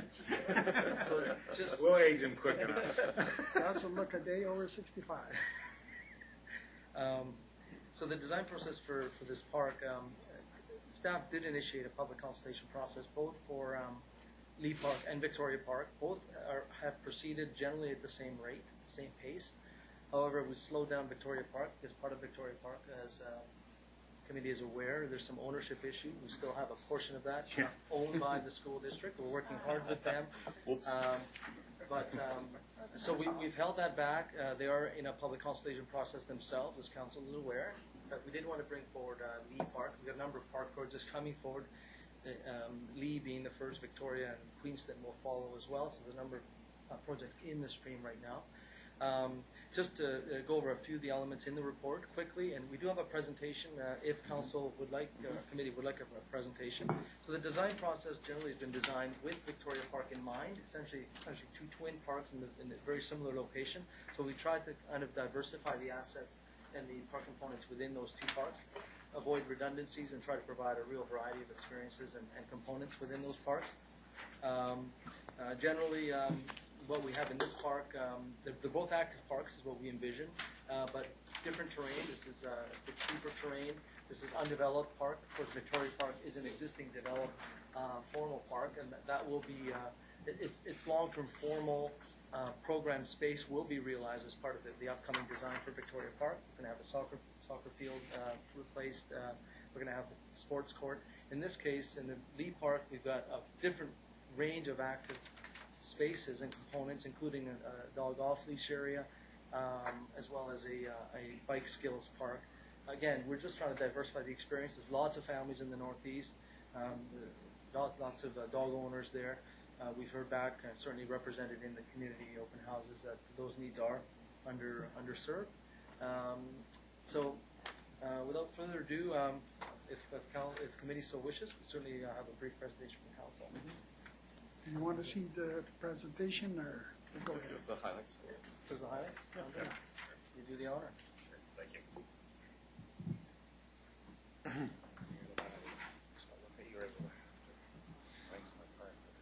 Okay, that's enough. A little more now. He's not easy to satisfy. I said the magic of the dog. I'll try to keep it relatively quick. So Leigh Park. So as part of the presentation, I want to just briefly provide the overview of the design process and some of the conceptual designs to date.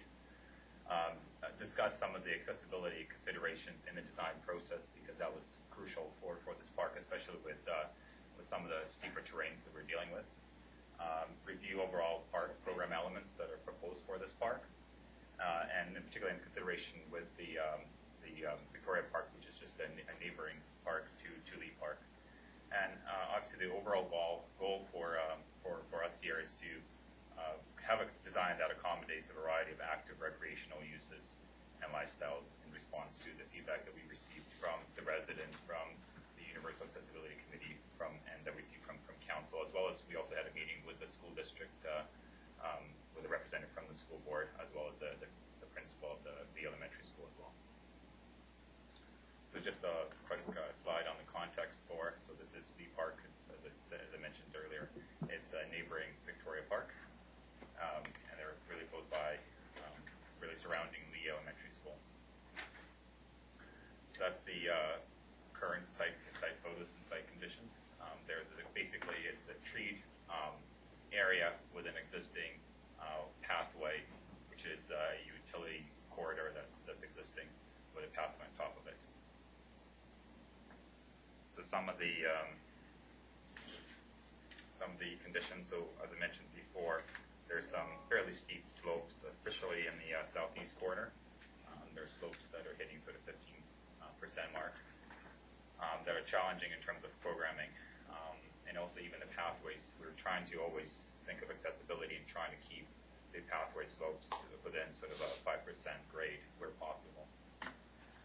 So I'll quickly touch on the proposed landscape plan, and I'll go through some of the elements that are proposed quickly and then come back to the landscape plan at the end. So what's proposed is on the southeast corner is working with some of the steeper slopes is the dog off leash area. It's not showing too many trees, but again, the plan is for the entire park here is to retain as many trees as possible where they're not dangerous to do so and where they're not impeding the pathways. So the idea is that Leigh Park will complement Victoria Park. Victoria Park, of course, doesn't have many trees. It has an open field. So the concept is that Leigh Park would be as treed as possible and complement the adjacent park, which doesn't have any of the trees on it. And of course, you'll see again, some of the more significant trees in this park are actually in the northwest corner. So we're again trying to keep that as treed as possible. There's some pathways. They actually zigzag for a reason. Again, part of that zigzagging is to keep that slope within the 5 degree. So some of the design consideration. Again, we're looking at it being an active park, but with a variety of informal activities. Lead programming being sort of building some of the synergies with Victoria Park. So again, an example of that is a washing facility. So since there's an existing washing facility in Victoria Park, one of those synergies would be that we don't anticipate a washing facility in the park. Maximizing accessibility to provide barrier-free and universal access where possible on the pathways, and considering the safety and surveillance, that's crucial, especially since we're trying to retain as many trees as possible.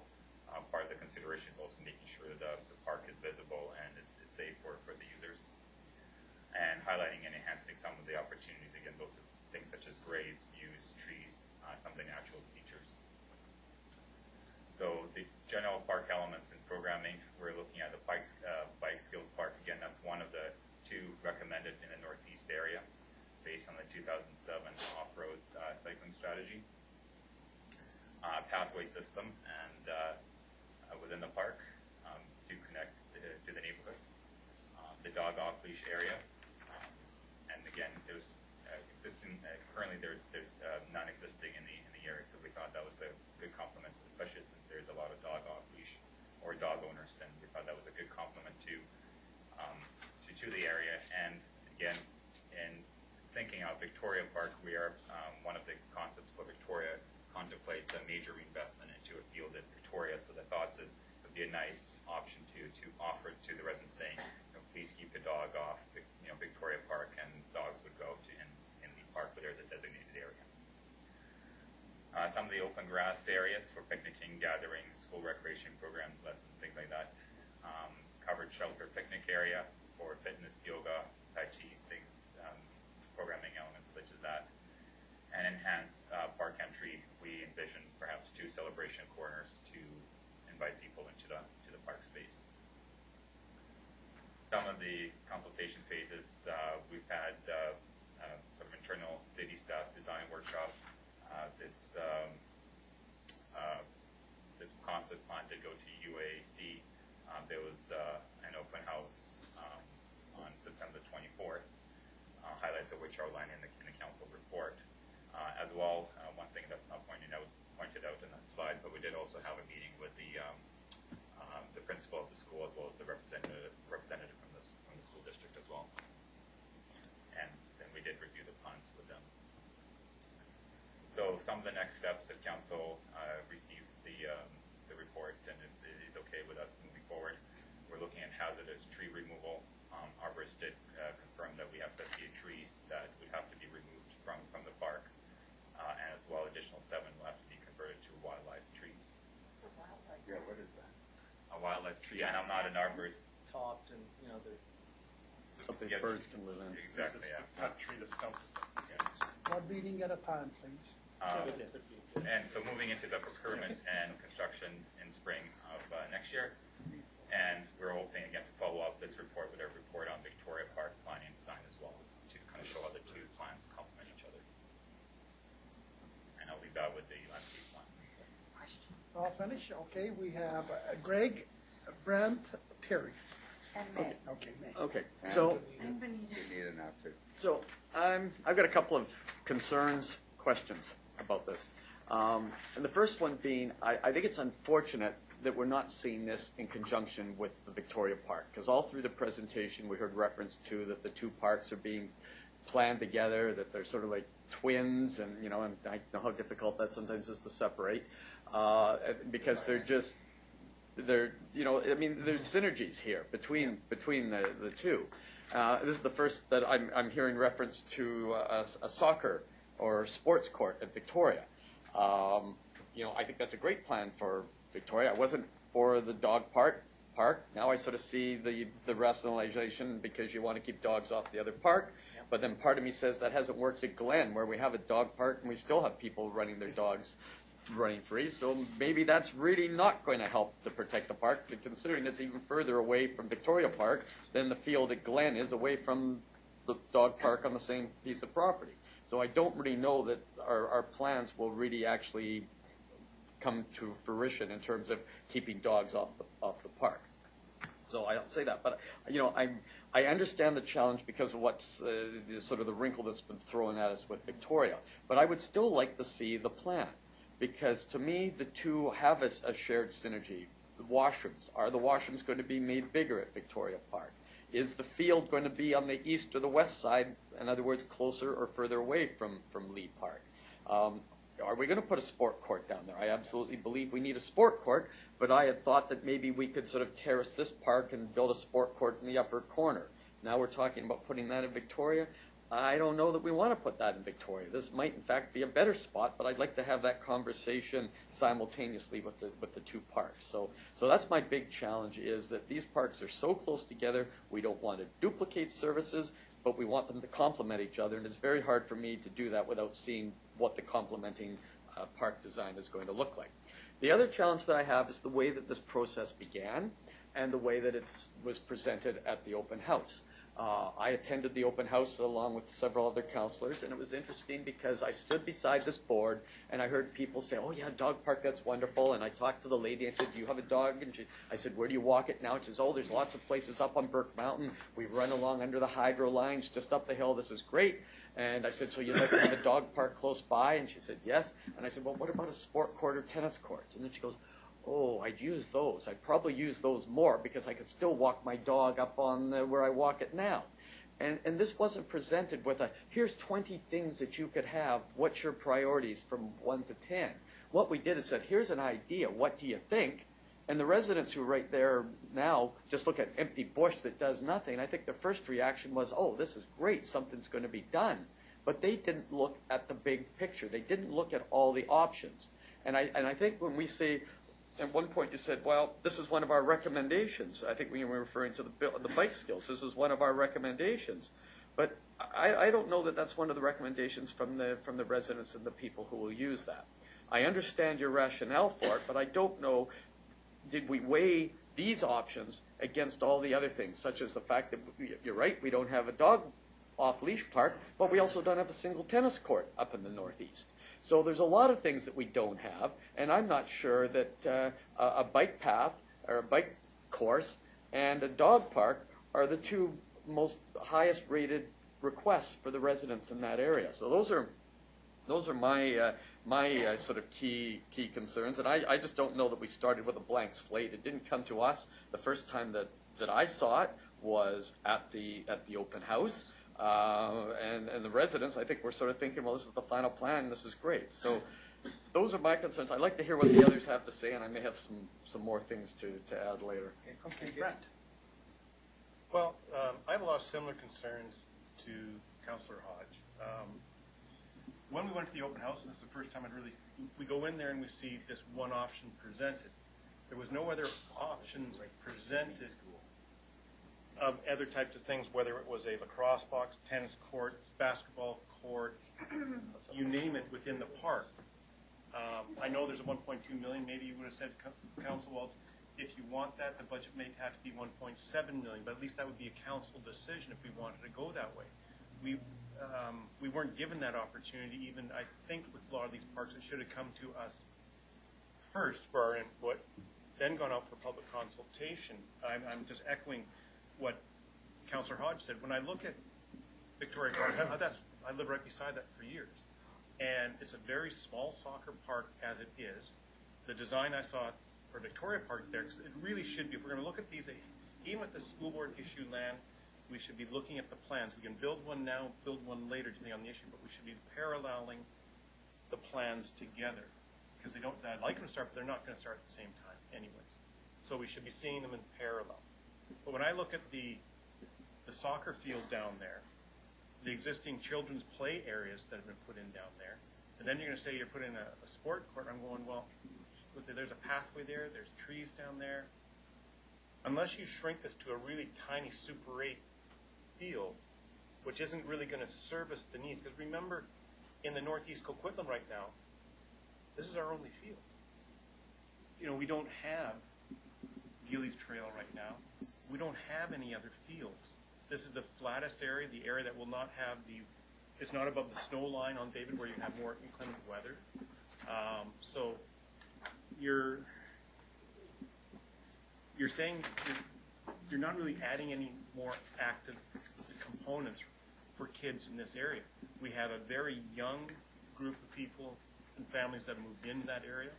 We have densified housing with small backyards which aren't conducive for physical activity as basketball or tennis, and lacrosse boxes are great because they're multifaceted.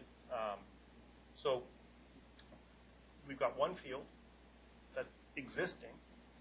We're really not going to, we're going to add a more nature-based park at Leigh Park, but we're not really going to add anything in a walking distance to the kids to really be active in this area. You got a small BMX thing, and I looked at the BMX thing, and I looked at it and went, yeah, are the kids really going to use that? I mean, kids they go up in the bush in our area, go up in the mountains into the backwoods, and they build their own things that are a little more challenging and difficult.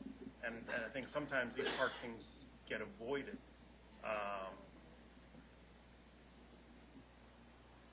I just have a lot of concerns about how we're doing this. And how it's been presented to the public without, I think Councillor Hodge said completely, if you'd said to the people, well, option A could be this, option B would cost more money, you could have the sports court here, you could have this here, we could build this up, would you prefer that? But that wasn't given to the public, so it skews your public consultation. And so I think you got to go back, present some other options for council to come back with, and show us some other options, do some budgeting in there, and let council and the public make a decision on that with some other options. I'm just concerned that, there was 3 houses on 4 acres of land, and now there's, right beside me, there's 34 homes, not alone the townhouses across the way, and all the other housing that's been built in that area, with only Leigh Park as a field and a sports court. And the rest of it, I don't know where you're going to get the other active ingredients in there, because there is no other parks planned for in that area. So I just think the process has to change, and we need more options presented to the public and council when we do these plans. Terry? So if voting to receive the report is actually voting to approve the plans, I'll be voting against receiving the report, and I think the first 2 speakers will be as well. And I'm glad you have the plan for Victoria Park online. It's there. Some people might not have been there. And I actually like this plan. I've got to talk about them in concert, because for Victoria, you see it up there at home? It did keep the wide open feel, and there is kind of people are used to that. The people around there like that openness and everything like that. That did call for a Super 8 soccer field, but that's, at ground level. It's not being built up with fences around it. So we're going to have a lovely wide open area still with some fixes there. Now you're saying that possibility of a the sport court in Victoria Park as well. And that would Half-court, that's correct. Half-court, that's shown near the playground area. A half-court. Oh, so that's the enhanced We don't playground? have a slide for that, do we? Oh, it's over on the side there, that's right, okay, good, yeah. Okay, so that Victoria Park plan, I thought was fine. And I like the openness there, if you haven't seen it, there it is there. I had concerns at the meeting with Leigh Park. I initially, right away, responded negatively to the off-leash dog area. My primary reaction was one based on what's happening in Glen. Every time I drive past Glen, I see people running their dogs on the big open field there. And I just, and as Councillor Hodge said, and Councillor Asmussen, you know, it's, they're not taking advantage of the big investment we made in the off-leash area right next to this big open field. So if we're spending this money and using this valuable land to reward dog owners and their dogs with this special area, I don't think they've generally earned it. Not enough of them have. So that's one of my reactions. The other reaction is it's an awful lot of the park. It's about 1/3 of the park that's devoted not to that'll be not off limits to children, really. You don't want to play with the child in there. You don't want to go in there unless you have a dog. And again, we're hearing, and we haven't heard this, but we probably will again, just like the off-leash dog area is right next to Glen Elementary. This is the part of the park that's next to the school property. Now, it's not as close, and there's a bigger buffer zone, and just to the south of it's a parking lot. Actually, it's a school parking lot that would be able to be used, I guess, for the park, and that's a good thing, because we're not building any special parking there, and we're only using street parking, but there is a parking lot. And by the way, I think quite often it has a chain across it, and so we should try to make sure that is open for public use when we upgrade this park. But I really don't like the idea of this off-leash dog area there. 14 degrees, you said, is the steepest slope there. And what else could be used and that's primarily in that southeast corner there. What else could be put in an area like that? Rather than an off-leash dog area. There's all sorts of different things, right? What's that? For the chair, we can put anything the council really wishes. I mean, it's just a question of how much it's going to cost and what kind of retaining walls we'd have to put in place. Yeah, in its current condition, you can't really even play soccer or even throw a frisbee at 15 degrees. I mean, No, I know that. So but in terms of you would have to do a significant amount of retaining and moving that slope down into a flatter space. We've been trying to work with the assets of this space. Admittedly, those assets create limitations in the usability, and so there's no question that there is limitations on that slope. However, in looking at both parks, the feeling was that we could have a little bit for everybody, and not have to spend another $300,000-400,000 trying to flatten the space. It's certainly beneficial for us to have the feedback from council.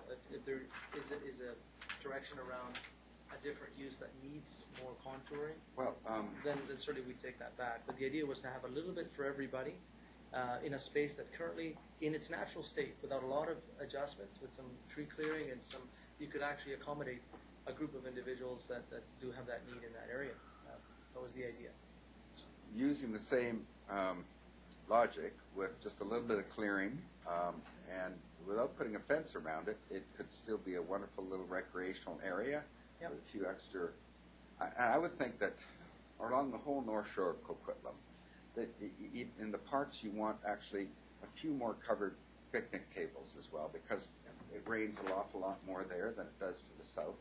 And so maybe there's more opportunity for another gazebo or something like that without the off-leash park. Absolutely. You could add some of those less formal, add a couple more gazebos away from that tree line, so there's some southern exposure there.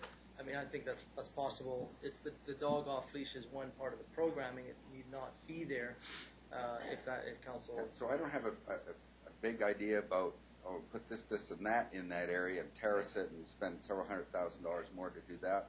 I just think I would rather just have it more as, lightly developed, cleared out, tables and things like that, and not an off-leash dog park there. Because we definitely heard from when I was at the meeting as well, that there's lots of opportunities where people can take their dogs off leash legally, right-of-ways and things like that. Lots of forested areas nearby, so I'm not keen on the off-leash area. Finished? Yes, thank you. May and Neil.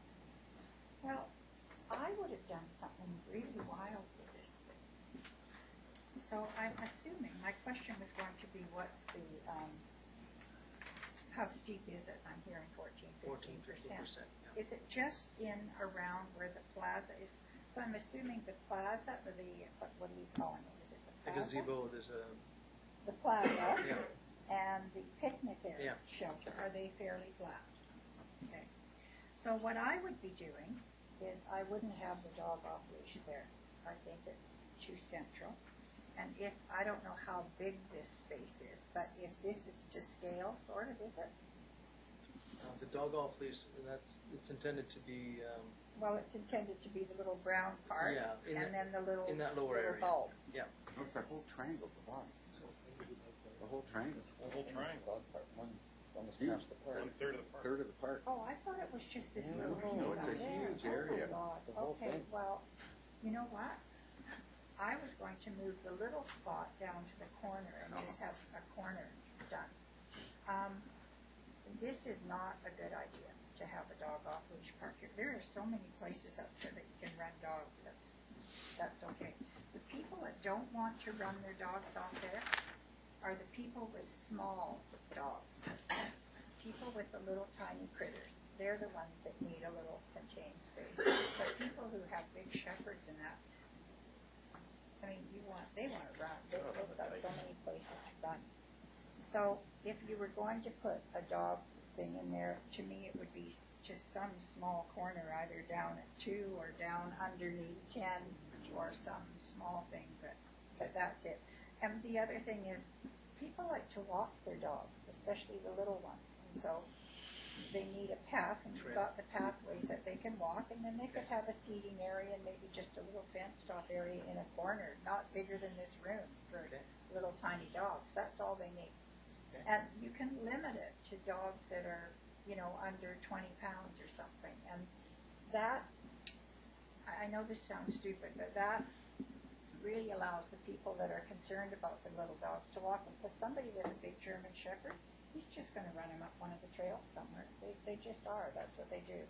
But what I like to see in the plaza is I like to see some of these jungle gym things.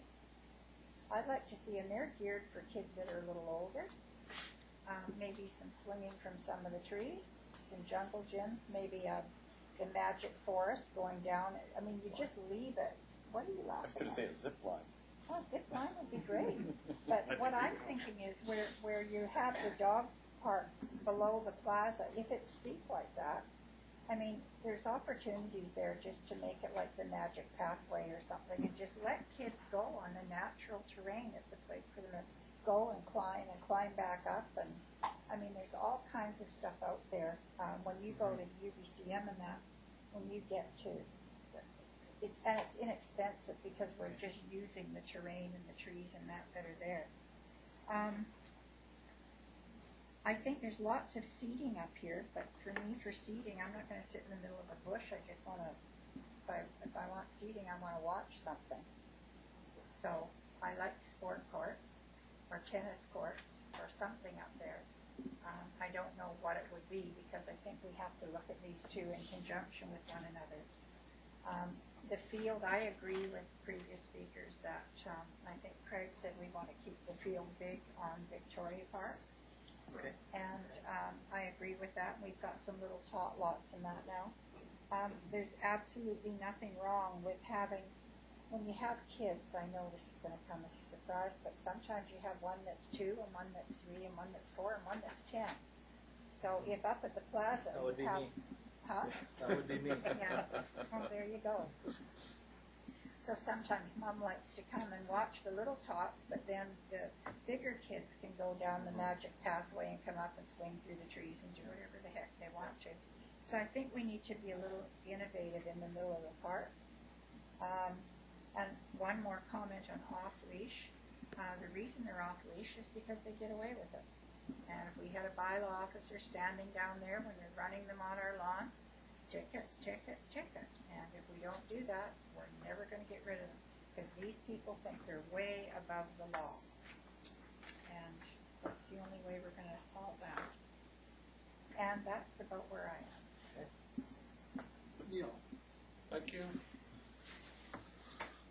Well, when you came up with the 20-pound dog idea, May, it occurred to me that we were going to have to buy scales for the bylaw officers. And I'm not sure. Nobody would pay attention to the 20-pound dog, small dog rule any more than they pay attention to the off-leash dog rules unless there's somebody there watching them. I note in the report it contrasts this park to Victoria Park. As details of the proposed programming at Victoria Park will be brought forward for council consideration once final discussions with the school district are concluded in relation to the portion of the park that's currently owned by the school district, which the city is seeking to secure for long-term park use. Obviously not going to talk about land acquisitions and stuff like that here in an open meeting, but I think staff would be taking very little risk to proceed with planning on the assumption that those properties will ultimately continue to be in park use. And every colleague of mine who's spoken has said something about planning the two parks together and not trying to deal with them in isolation. I don't believe, is this on the table? Has it been moved, Carrie? Has not. No? Well, then I would move that we defer it for consideration with a similar level report on Victoria Park. Thank you. Yes, Second? and just a comment, we did ask school district representatives, the staff, senior staff representatives, can we bring it forward? And they just said no at this point. And we didn't want the issue to exacerbate relationship problems between us. We're working very closely on this and a number of other things. So out of respect for them, we said that's fine, but we don't want to delay our work. But we've heard it very loudly from council. Certainly our perhaps the school board needs to hear it loudly from council. So certainly we would take council's the committee's direction on this and bring the vote back with some of the comments. Maybe I can wrap up at the end just so we get a very good understanding of where you'd like us to go on both of these. Chris. I love the idea of the bike skills area, but I never thought about what Councillor Asmussen said about in terms of kids doing it in the forest already, right?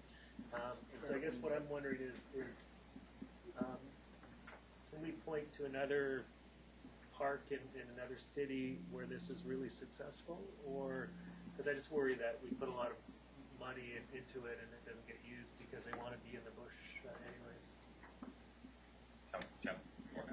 Town Center right here, I think, is a good example where it's successful and being used. You know, the challenge we have is on the trails. We've got people with dogs, we've got people walking, we've got conflicts in these areas. So having a designated space tends to make sense. Its usability, it's a great question. Often people like those kind of unprogrammed experiences. Well, and I just worry that this might have to be so tame because of liability issues that it might be lame to them, right? Whereas what they're doing. But I've never been to the town center one, so I don't know. So through the chair, the concept for this is to be sort of a beginner to intermediate level bike skills park. Part of the challenge is also is providing space where it's not overly technical or where a child wouldn't feel intimidated to go and to maybe perhaps enter the sport. So there's different also skill levels that we want to be sure to accommodate within the city as well. We acknowledge that this perhaps is obviously a neighborhood park, but that would also be a draw from within the city. So this, so I see what you're saying. They could complement what's already in the bush. Right. Without sanctioning what's in the bush. They could introduce people into the sport at a young age. And that makes sense. That's okay with that part. Okay, I think the last one is Bonita, and I think that we've dug up this park, we've killed it, we've done all kinds of things to it. I want to get to the end of it. Bonita. So, I don't know where to bring these things up, and so I'm going to bring it up now because just seems like a good time. But, I heard Councillor Hodge say that, it's, they're so close together that we don't want to duplicate some of the things that are happening. And I get annoyed when I hear that, because we have parks in the south that have nothing, absolutely nothing. I'm talking about Rochester Park, but I've told more than one person in this group that I'm not getting anything at Rochester Park because I'm advocating for the south. The Rochester Park is not scheduled to have any money put against it until 2016, $141,000. Meanwhile, Smiling Creek Park A is going to get $661,000 if this really happens. $382,000 in 2015. Victoria Park will get $707,000 and $303,000 the following year. So I'm just asking to back the bus up a little bit. We have Galloway Spray Park, we have Millard Park, we have Chelsea Park that's in Port Coquitlam, we have High Creek area with all the salmon that we all enjoyed over the last weekend. We have lots of stuff for people to do here, and at Rochester Park we have a sand pit that didn't even get open this summer, and we have a lot of kids around there that have no park, that have nowhere to go, that have no bushes. Like, we're going to clear the bushes at Leigh Park, even though the number one thing on here was they wanted just some kind of pathways and retain the existing trees. So I'm sorry if I'm being over passionate and if this isn't the right way or the right time to bring it up, but I think to push Rochester Park to 2016 before it even sees $141,000, and to push Smiling Creek and Victoria Park into the $1 million range in the first 2 years is just ignoring the firstborn. I just think that it needs some attention, and I'm not saying that we shouldn't do other things, but if really it's about active participation, I think you said it, Brent, or someone said, they make their own paths with their own bikes in the trees, and they love it. And we're trying to structure and structure and structure and structure, and I don't think we're missing, I don't think that staring at a bunch of bushes is worse than staring at a sand pit for 3, 4, 5 years. So that's my piece. I've had enough to leave, still have a pool. Okay. That's for the master park plan. Anything else? Richard? Sorry. It's funny, we typically don't represent our local communities, and we now have someone else from South Coquitlam who has lamented, and I've said it all the time, we have one park between Brunette and Austin, say Rochester, or Blue Mountain to Laurentian, one park, and it's Blue Mountain Park. It has nothing in it. It's undeveloped. And I agree that we've got these other parks where we get some amenities, we get some attention on them, and I want us to find the attention for the other parks. That having been said, this particular park, Leigh,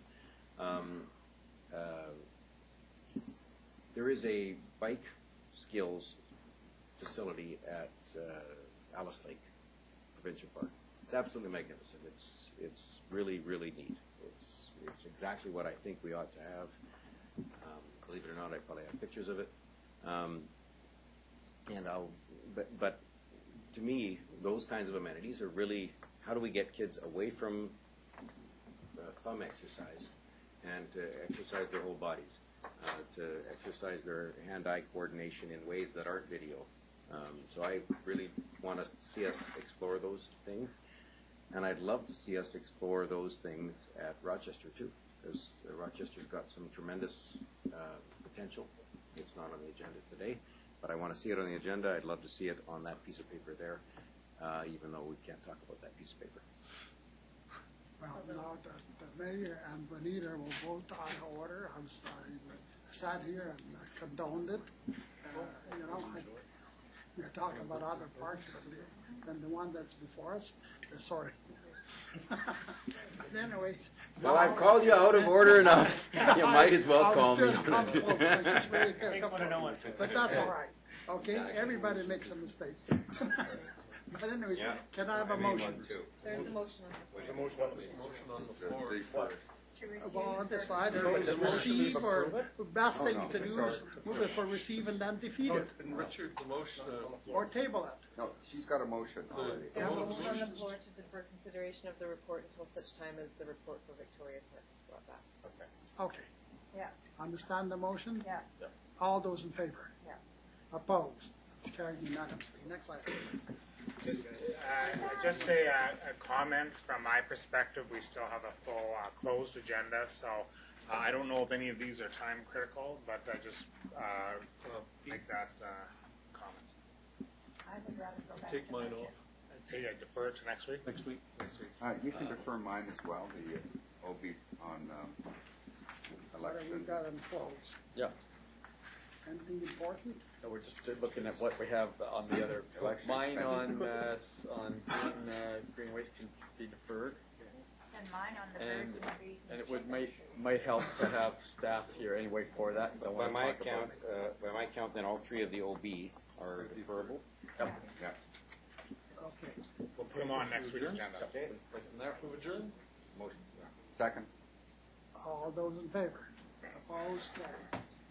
We now adjourn for what, 5 10 minutes, minutes? bio? 5 minutes.